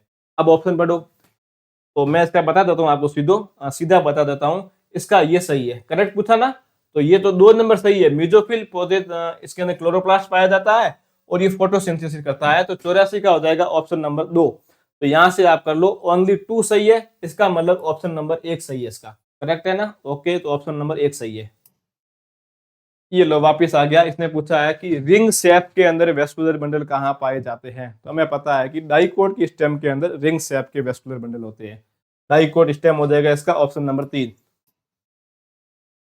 ये टीसीए साइकिल से लिया गया है क्वेश्चन। तो हमें पता है कि पाइरुवेट बदलता है एसिटाइल कोएंजाइम के अंदर, ए का हो जाएगा 2 नंबर। बस सोल्व हो गया आपका क्वेश्चन ये। पाइरुवेट एसिटाइल कोएंजाइम के अंदर ए का हो जाएगा 2 नंबर। फिर जो एल्फा क्यूटाग्लूटेट ये बनता है सक्सिनेट के अंदर, तो 86 का हो जाएगा ऑप्शन नंबर 4। आप साइकिल पढ़ते हो इसलिए कहा जाता है कि साइकिल के हर स्टेप को याद रखा करो। ये कुछ नहीं, वापिस पूछा है कि एब्सिसिक एसिड किसके विरुद्ध काम करता है, जिब्रेलिक एसिड, क्योंकि एब्सिसिक एसिड डोरमेंसी पैदा करता है, जिब्रेलिक एसिड डोरमेंसी को कम करता है, तो ये इसका आंसर हो जाएगा जिब्रेलिक एसिड। ये वापस बिल्कुल सिंपल क्वेश्चन है, वाष्पोत्सर्जन के बारे में पूछ रखा है। हमें पता है कि पहला ऑप्शन है फोटोसिंथेसिस के लिए आवश्यक है, सही बात है, वाष्पोत्सर्जन लीफ से होगा, फोटोसिंथेसिस लीफ में होगा। अगला है ट्रांसपिरेशन पुल, ये भी बात सही है, ट्रांसपोर्ट मिनरल, ये सही है, तो इसने करेक्ट पूछा है ना। अब देखो 4 नंबर इसमें गलत है, इसने क्या लिखा है, वाष्पोत्सर्जन के द्वारा प्लांट की लीफ का 10 से 15 डिग्री सेल्सियस टेम्परेचर बढ़ जाता है। क्या बढ़ता है? नहीं, टेम्परेचर कम होता है, कूलिंग होती है, ना कि हीटिंग होती है। तो यहां पर ये तो हो जाएगा गलत, बाकी सभी सही है, 1 2 3 5, 1 2 3 5, 88 का हो जाएगा option number 2। Diffusion pressure deficient कुछ नहीं है, सीधा इसका दूसरा नाम होता है सक्शन प्रेशर, एसपी। तो 90 का हो जाएगा 2 नंबर। बिल्कुल सिंपल क्वेश्चन पूछा है। अगला क्वेश्चन इसने पूछा है आपके जूलॉजी से पूछा है वापस, जक्स्ट्रा ग्लोमेरुलर, इसके बारे में यहां से पूछा है, तो अपन क्वेश्चन पूरा एक बार में पढ़ लेते हैं अपन। Juxtaglomerular apparatus is a sensitive region formed by cellular modification in the, नहीं ये बात गलत है, proximal convoluted, नहीं गलत बात है, ये स्टेटमेंट एक गलत है। A fall in glomerular filtration rate activated the juxtaglomerular cell by GC cell to release renin। तो स्टेटमेंट एक इसमें गलत, statement 1 is incorrect, but statement second is correct. तो 90 का हो जाएगा ऑप्शन नंबर 2।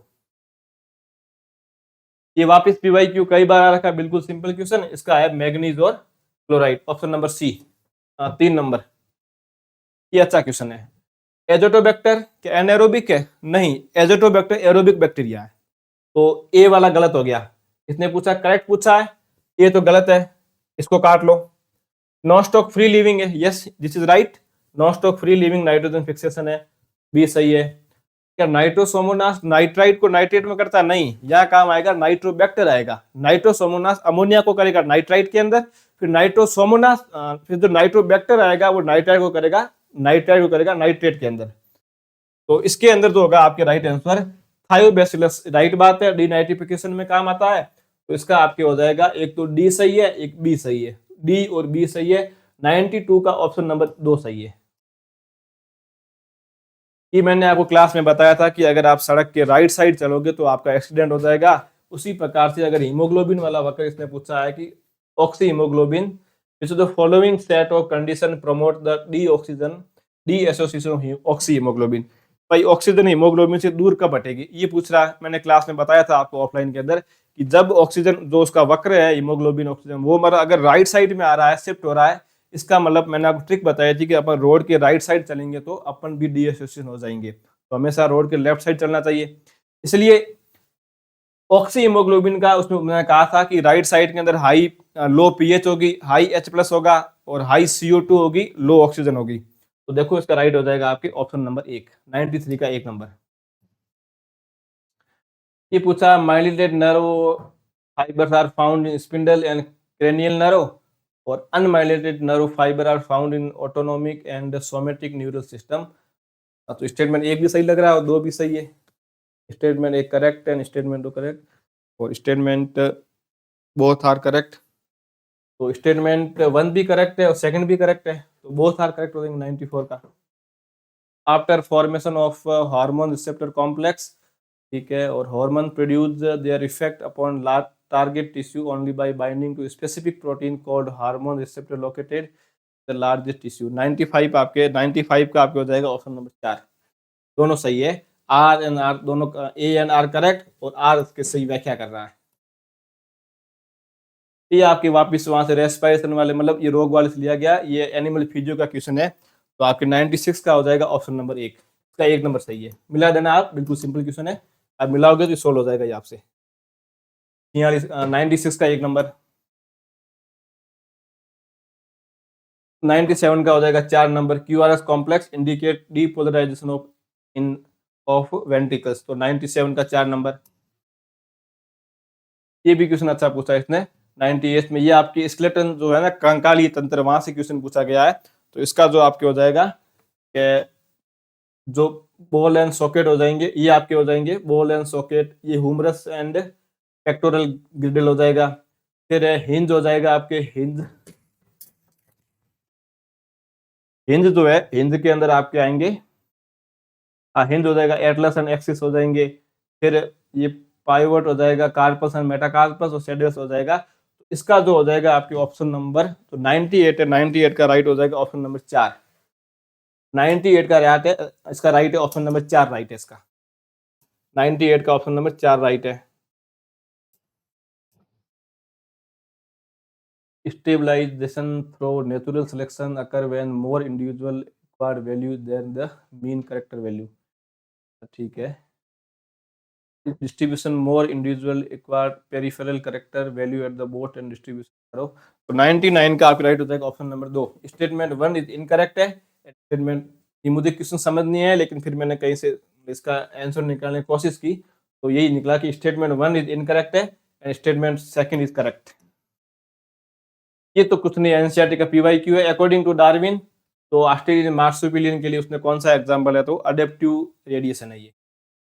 एक नंबर ये वापस वहां से दिया गया आपके जेनेटिक्स का क्वेश्चन है, ब्लड ग्रुप से लिया गया है। Which of the following statement are incorrect. ABO blood group are controlled by I gene, this is right. Gene I H 3 alleles right. I A and I B produce same type sugar, नहीं same type नहीं होती है। I A and I B are incomplete dominance, नहीं ये तो मतलब I A and I B are incomplete dominant नहीं होती, ये को डोमिनेंट होती है। तो 101 का आपके हो जाएगा ए एंड बी सही है, तो ऑप्शन नंबर 4 सही है इसका। अच्छा सॉरी इनकरेक्ट पूछा इसने, ओके ओके ओके, तो सी और डी ऑप्शन नंबर 3, सी और डी।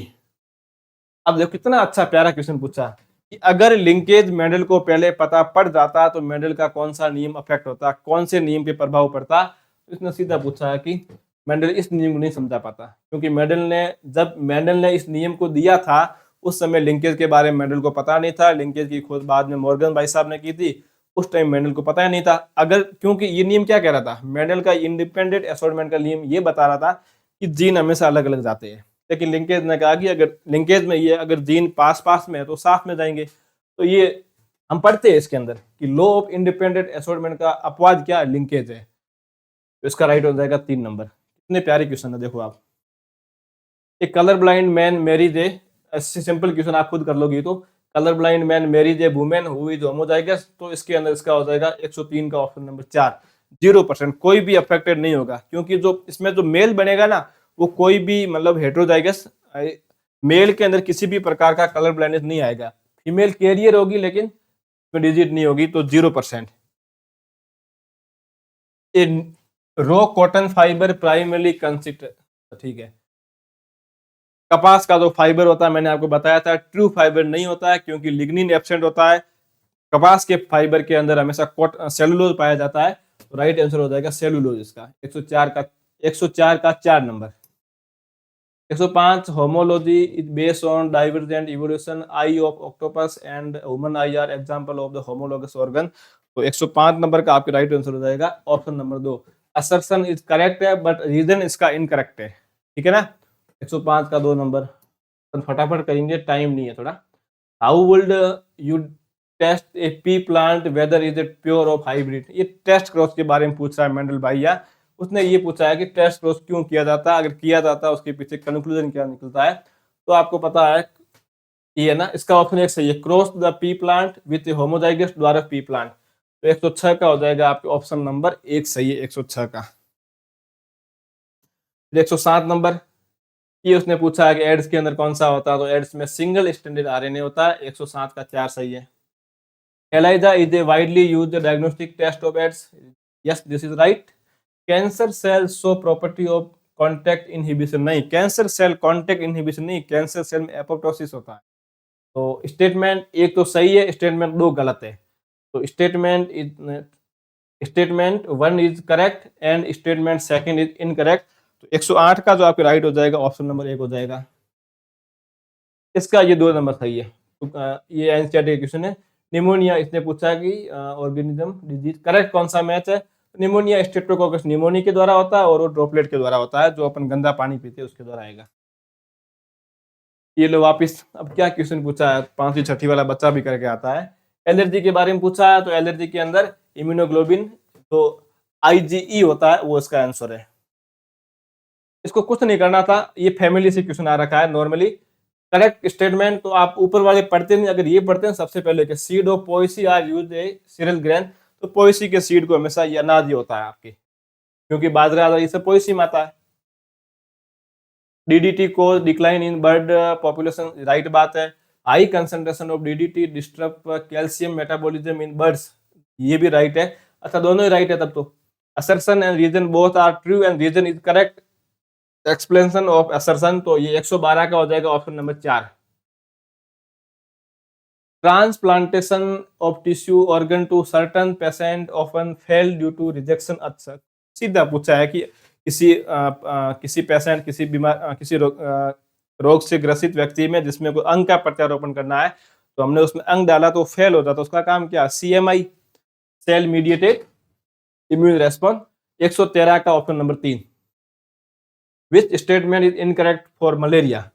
मलेरिया के बारे में कौन सा गलत है? ऑप्शन नंबर 1 गलत है, क्योंकि हमें पता है कि स्पोरोजाइट जो होता है वो ह्यूमन के अंदर प्रवेश करता है। यहाँ इसने लिखा है कि मतलब gametocyte which inter in body, नहीं, गैमेटोसाइट कभी बॉडी में इंटर नहीं करता है। तो 114 का 1 नंबर सही है। Which of the following is not an aim of Kyoto protocol? तो क्योटो प्रोटोकॉल ग्लोबल वार्मिंग के लिए हुआ था, ग्लोबल वार्मिंग CO2 उसके लिए रेस्पॉन्सिबल, ये भी सही है। रिडक्शन ऑफ CFC, ये भी सही है। वैसे देखो अगर यहाँ आता ना मोनेट्रोल, एक और है ऐसे मैनेट्रोल करके ऐसा कुछ है, वो आपके इसके लिए CFC का है, लेकिन यहाँ CFC सही है। यहाँ 115 का राइट आंसर हो जाएगा option number 4। Reduce persistent organic pollen, option number 4 सही है। बायोलॉजिकल ऑक्सीजन डिमांड के बारे में पूछा है, तो हमें पता है कि इसने करेक्ट पूछा है, तो पूछा है increase when sewage stage mix with water, water सही है। BOD कब बढ़ेगी पानी की? जब उसके अंदर प्रदूषक ज्यादा आएंगे, जब उसमें पॉल्यूटेंट ज्यादा आएंगे, BOD बढ़ेगी। ऑप्शन नंबर 2 सही है इसका। ये वापस कई बार PYQ तो राजस्थान जीके में खूब बार पूछा हुआ। तो जो एनवायरमेंट एक्ट हमारा आया 1986 में आया था, 117 का 3 number. Under unfavourable condition many जू प्लैंक्टन स्पीसीज इन लेक। अब देखो अच्छा क्वेश्चन है, हमेशा क्वेश्चन यहाँ से आता है, एस्टिवेशन है, हाइबरनेशन से आता है। इस बार पूछा कि जू प्लैंक्टन का अनफेवरेबल कंडीशन के अंदर, जू प्लैंक्टन का अनफेवरेबल कंडीशन के अंदर सस्पेंड होना, वो आपके डायोप्सिस कहलाता है। क्या कहलाता है? डायोपोस कहलाता है। ये बहुत अच्छा क्वेश्चन है। Which of the following statement best explain commensalism? ये अभी ऊपर आया था कमेंसलिज्म का, अभी जस्ट ऊपर पूछा था, एक उसमें इंटरेक्शन के बारे में पूछ रखा था, वहां से लिया गया है।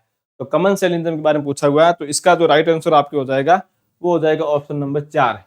वन ऑर्गेनिज्म इज बेनिफिट, एक को तो फायदा होगा और दूसरे को कोई फर्क नहीं पड़ेगा, ना घाटा होगा ना उसको फायदा होगा, वो विदाउट अफेक्टेड रहेगा। Sucrose is a disaccharide which is composed of glucose and fructose. Yes, this is right. In sucrose, the linkage between glucose and fructose beta नहीं, उसमें linkage beta 1,4 नहीं था, उसके अंदर जो linkage होता है आपके इसके सुक्रोज और ग्लूकोज के बीच में, वो आपके अल्फा 1,2 होता है, अल्फा 1,2 होता है। तो स्टेटमेंट 1 तो हो जाएगा सही, स्टेटमेंट 2 हो जाएगा गलत। स्टेटमेंट ये इसका स्टेटमेंट 1 इज फॉल्स बट नहीं, sorry, statement 1 is true but statement 2 is false. 120 का हो जाएगा ऑप्शन नंबर 1। ये इसने क्या पूछा है?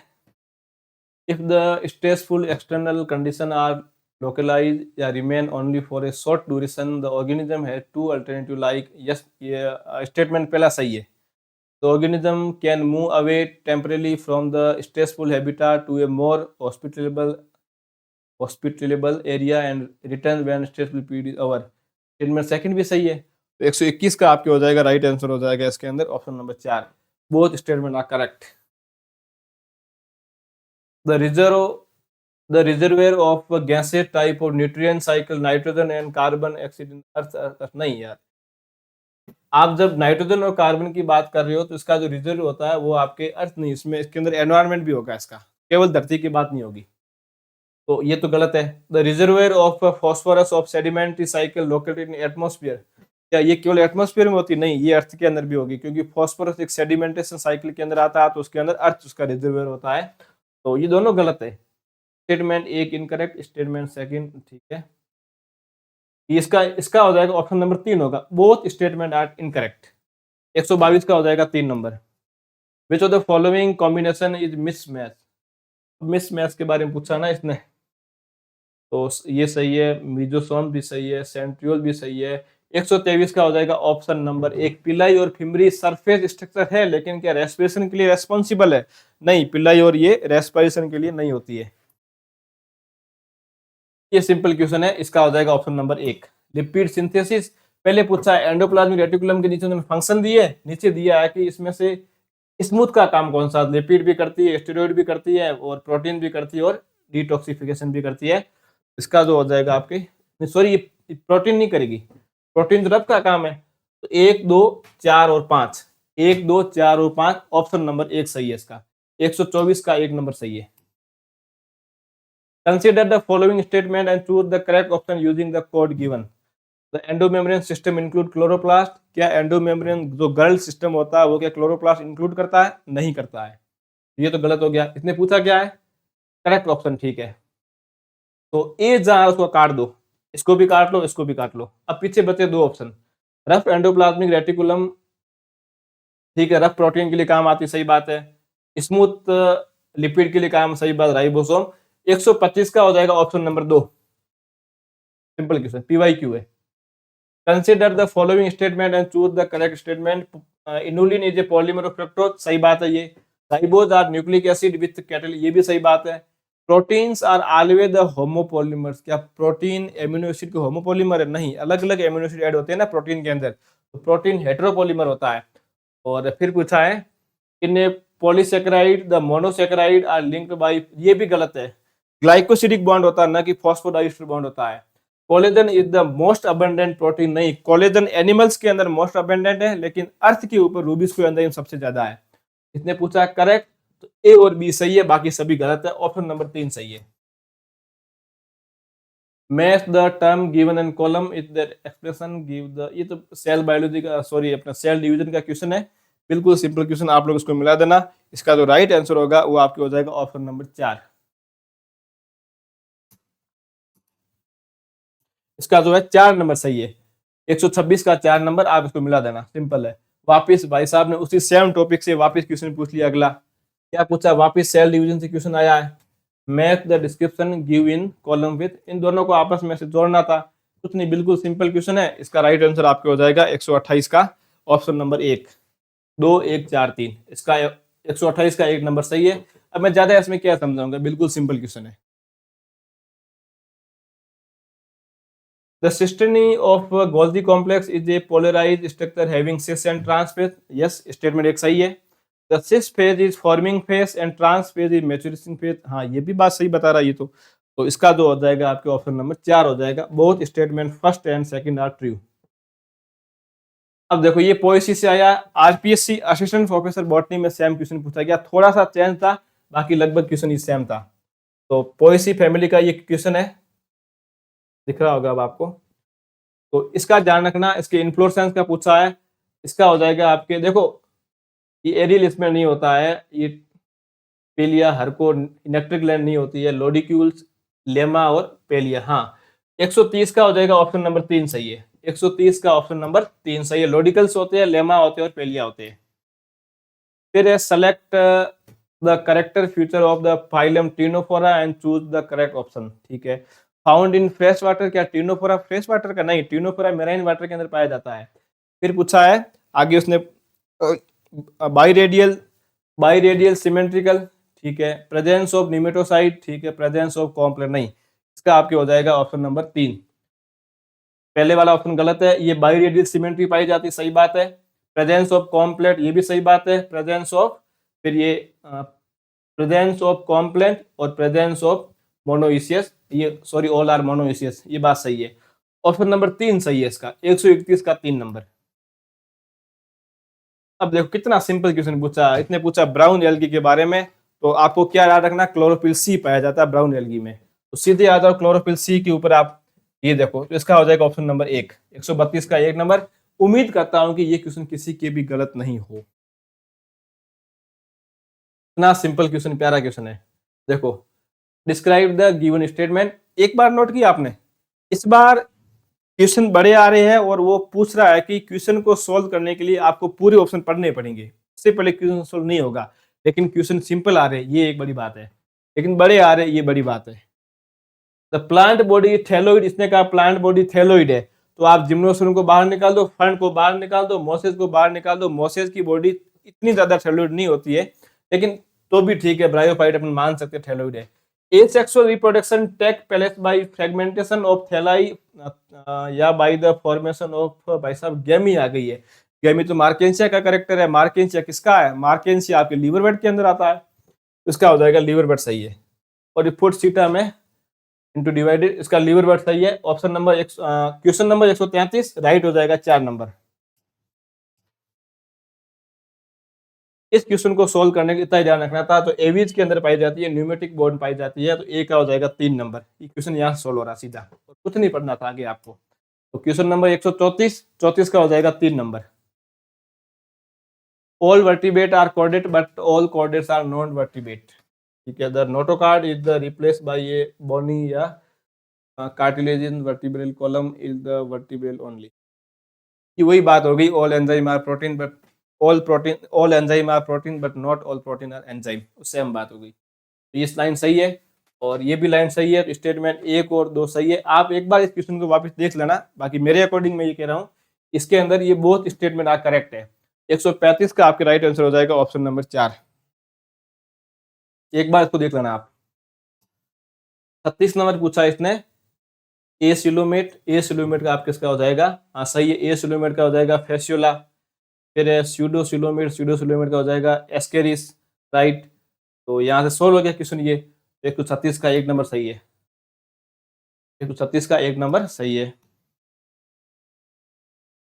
ये sinus venous in frog is formed, अच्छा ये वहां से आया, इसका ये सही है। 2 प्री केवल्स एंड 1 पोस्ट केवल, मतलब 137 का 2 number. Which of the following is the incorrect statement about integumentary nephridia of फेरिटीमा? Nephridia में 3 प्रकार के, सॉरी फेरिटीमा में 3 प्रकार के नेफ्रिडिया होते हैं, तो इसके अंदर दे आर एंटेरोनेफ्रिन, ये गलत है इसका। 138 का 2 नंबर गलत है। इसने करेक्ट पूछा इनकरेक्ट? अच्छा इनकरेक्ट, हाँ सही है। 138 का ऑप्शन नंबर 2 राइट है।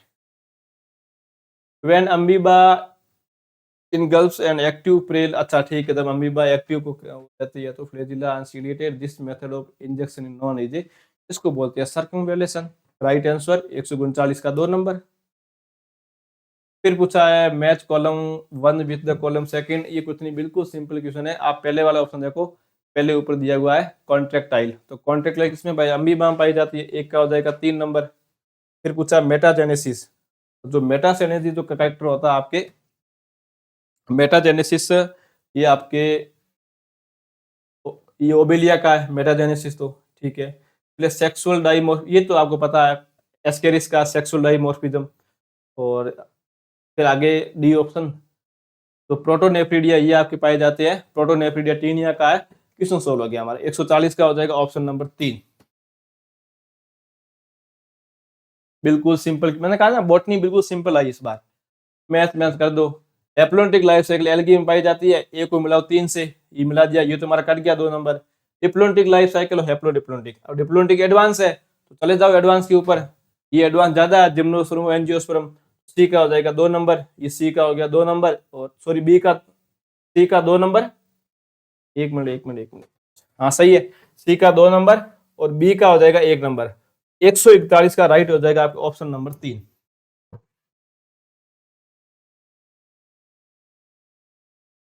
ये इसने पूछा एस्केरिस के बारे में पूछा है, तो 142 एक बार क्वेश्चन अपन पढ़ लेते हैं। Infection occur through contaminated food and water with, ये बात सही है, ठीक है। Metagenesis of actual asexual polyp and sexual medusa form are found, सही। एनसीईआरटी क्वेश्चन है पूरा। हेटेरो हेटेरो हर्मोफ्रोडाइट बाइलेटरल, ठीक है। और मोनोजेनेटिक एंडोस्पोरोसाइट ऑफ ह्यूमन, इसका ये सही आपके option number 4। Select the correct statement, तो ऑप्शन नंबर 4 सही, 1 और 4 नंबर सही है। Monogenetic endoparasite are human small intestine, 1 और 4 number. Question number 142 right answer 4 number. Which of the following statement is incorrect about cockroach? किसने पूछा है कॉकरोच के बारे में निम्नलिखित में से कौन सा स्टेटमेंट गलत है? तो इसका आपके सीधा गलत, पहला ही गलत है। The exhibit mosaic vision with less sensitive and more resolution, तो 143 का आपको हो जाएगा राइट आंसर ऑप्शन नंबर 1। फिर 144, which of the following group of plant being desired is the genetic statement. Heterospore की बात हो रही है, ठीक है। फिर इसने पूछा root are generally tap root system, gymnosperm की बात हो गई यहाँ पर। और तीसरा ऑप्शन कह रहा ovule are not enclose by ovary wall, ठीक है। फिर पूछा देखो भाई सिकोया आ गया, सिकोया जिम्नोस्पर्म का प्लांट है, तो राइट आंसर हो जाएगा gymnosperm. Question number 144, right answer option number 1। ये इसने एल्गी का पूछा है, द फॉलोइंग स्टेटमेंट, ये पढ़ लेना आप, बाकी इसका राइट आंसर है क्लोरोफाइसी। क्या है? क्लोरोफाइसी इसका राइट आंसर है। ये क्वेश्चन एक यूपी के पीजीटी एग्जाम का पीवाईक्यू है।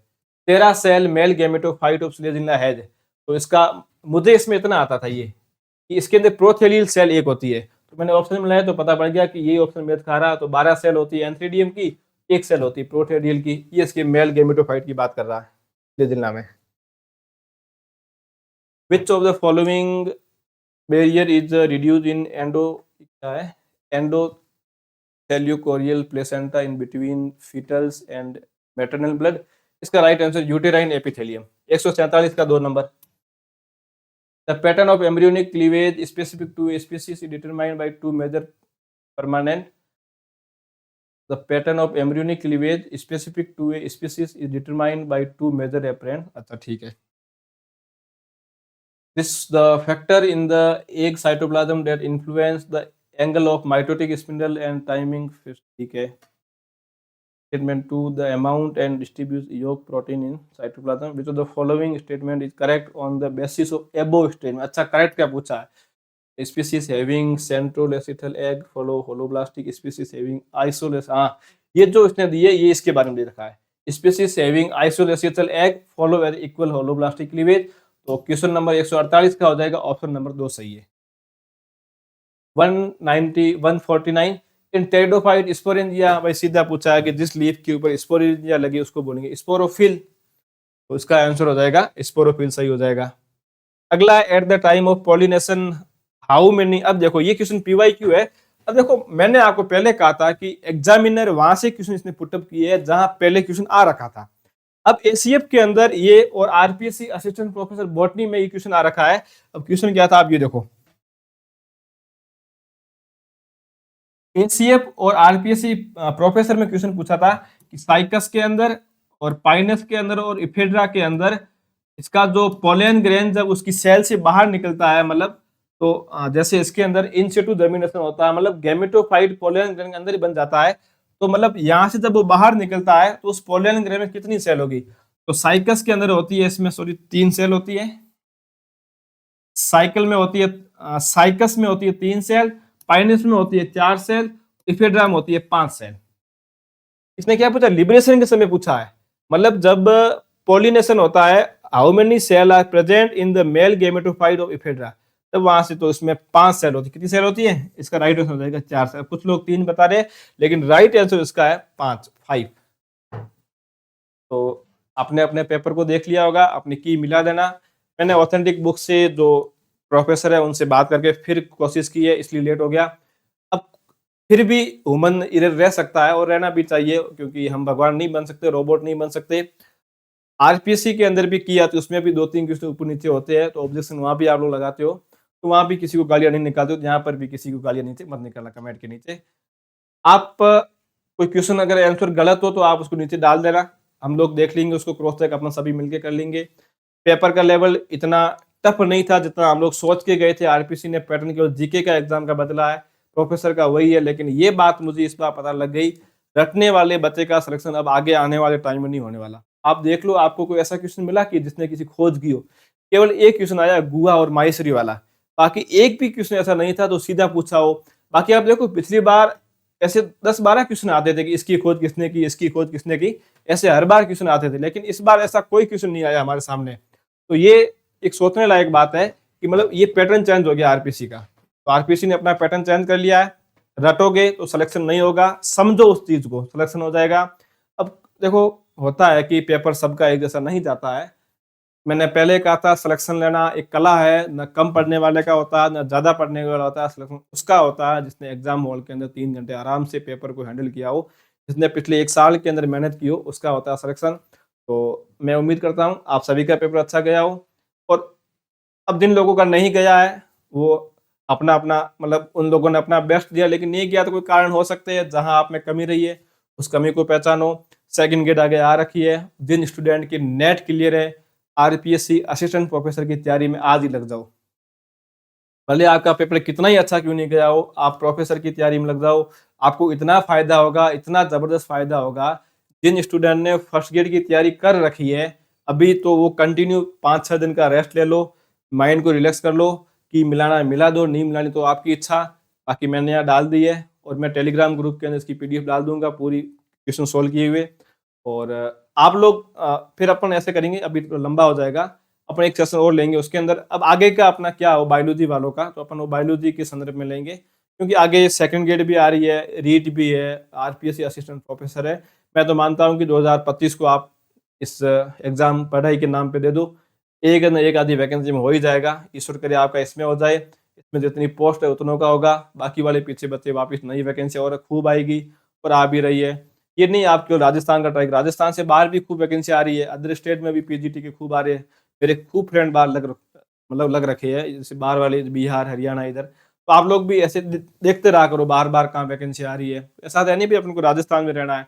एक बार कहीं लग जाए तो फिर थोड़ा ठीक रहता है, मेंटली अपन थोड़ा मेंटली प्रेशर भी कम हो जाता है। तो यहाँ से मिला देना। प्रयास ये किया गया है कि 99% तो मैं ये कह सकता हूँ कि आंसर मैंने मेरी कोशिश से सही की है।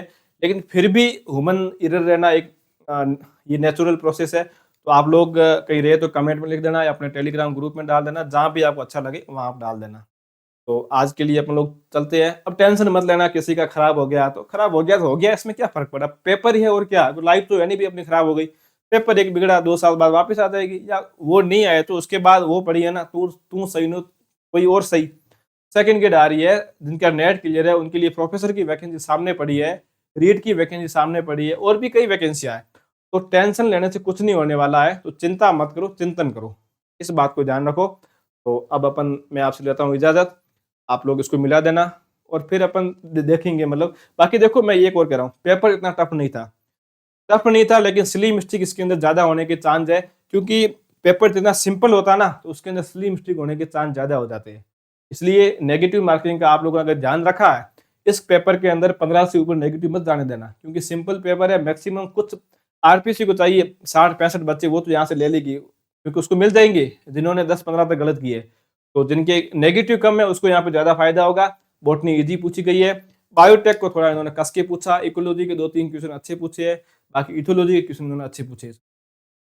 बाकी ओवरऑल जूलॉजी थोड़ी मॉडरेट थी, बॉटनी इजी थी, मैं इतना आपको कह सकता हूँ। आपको एक भी क्वेश्चन ऐसा नहीं होगा जो आपको एलएन के सॉरी जो नीट वाले मॉड्यूल होते हैं या जो एनसीईआरटी की बुकें होती है वहां से नहीं मिले, मैक्सिमम मिल जाते हैं।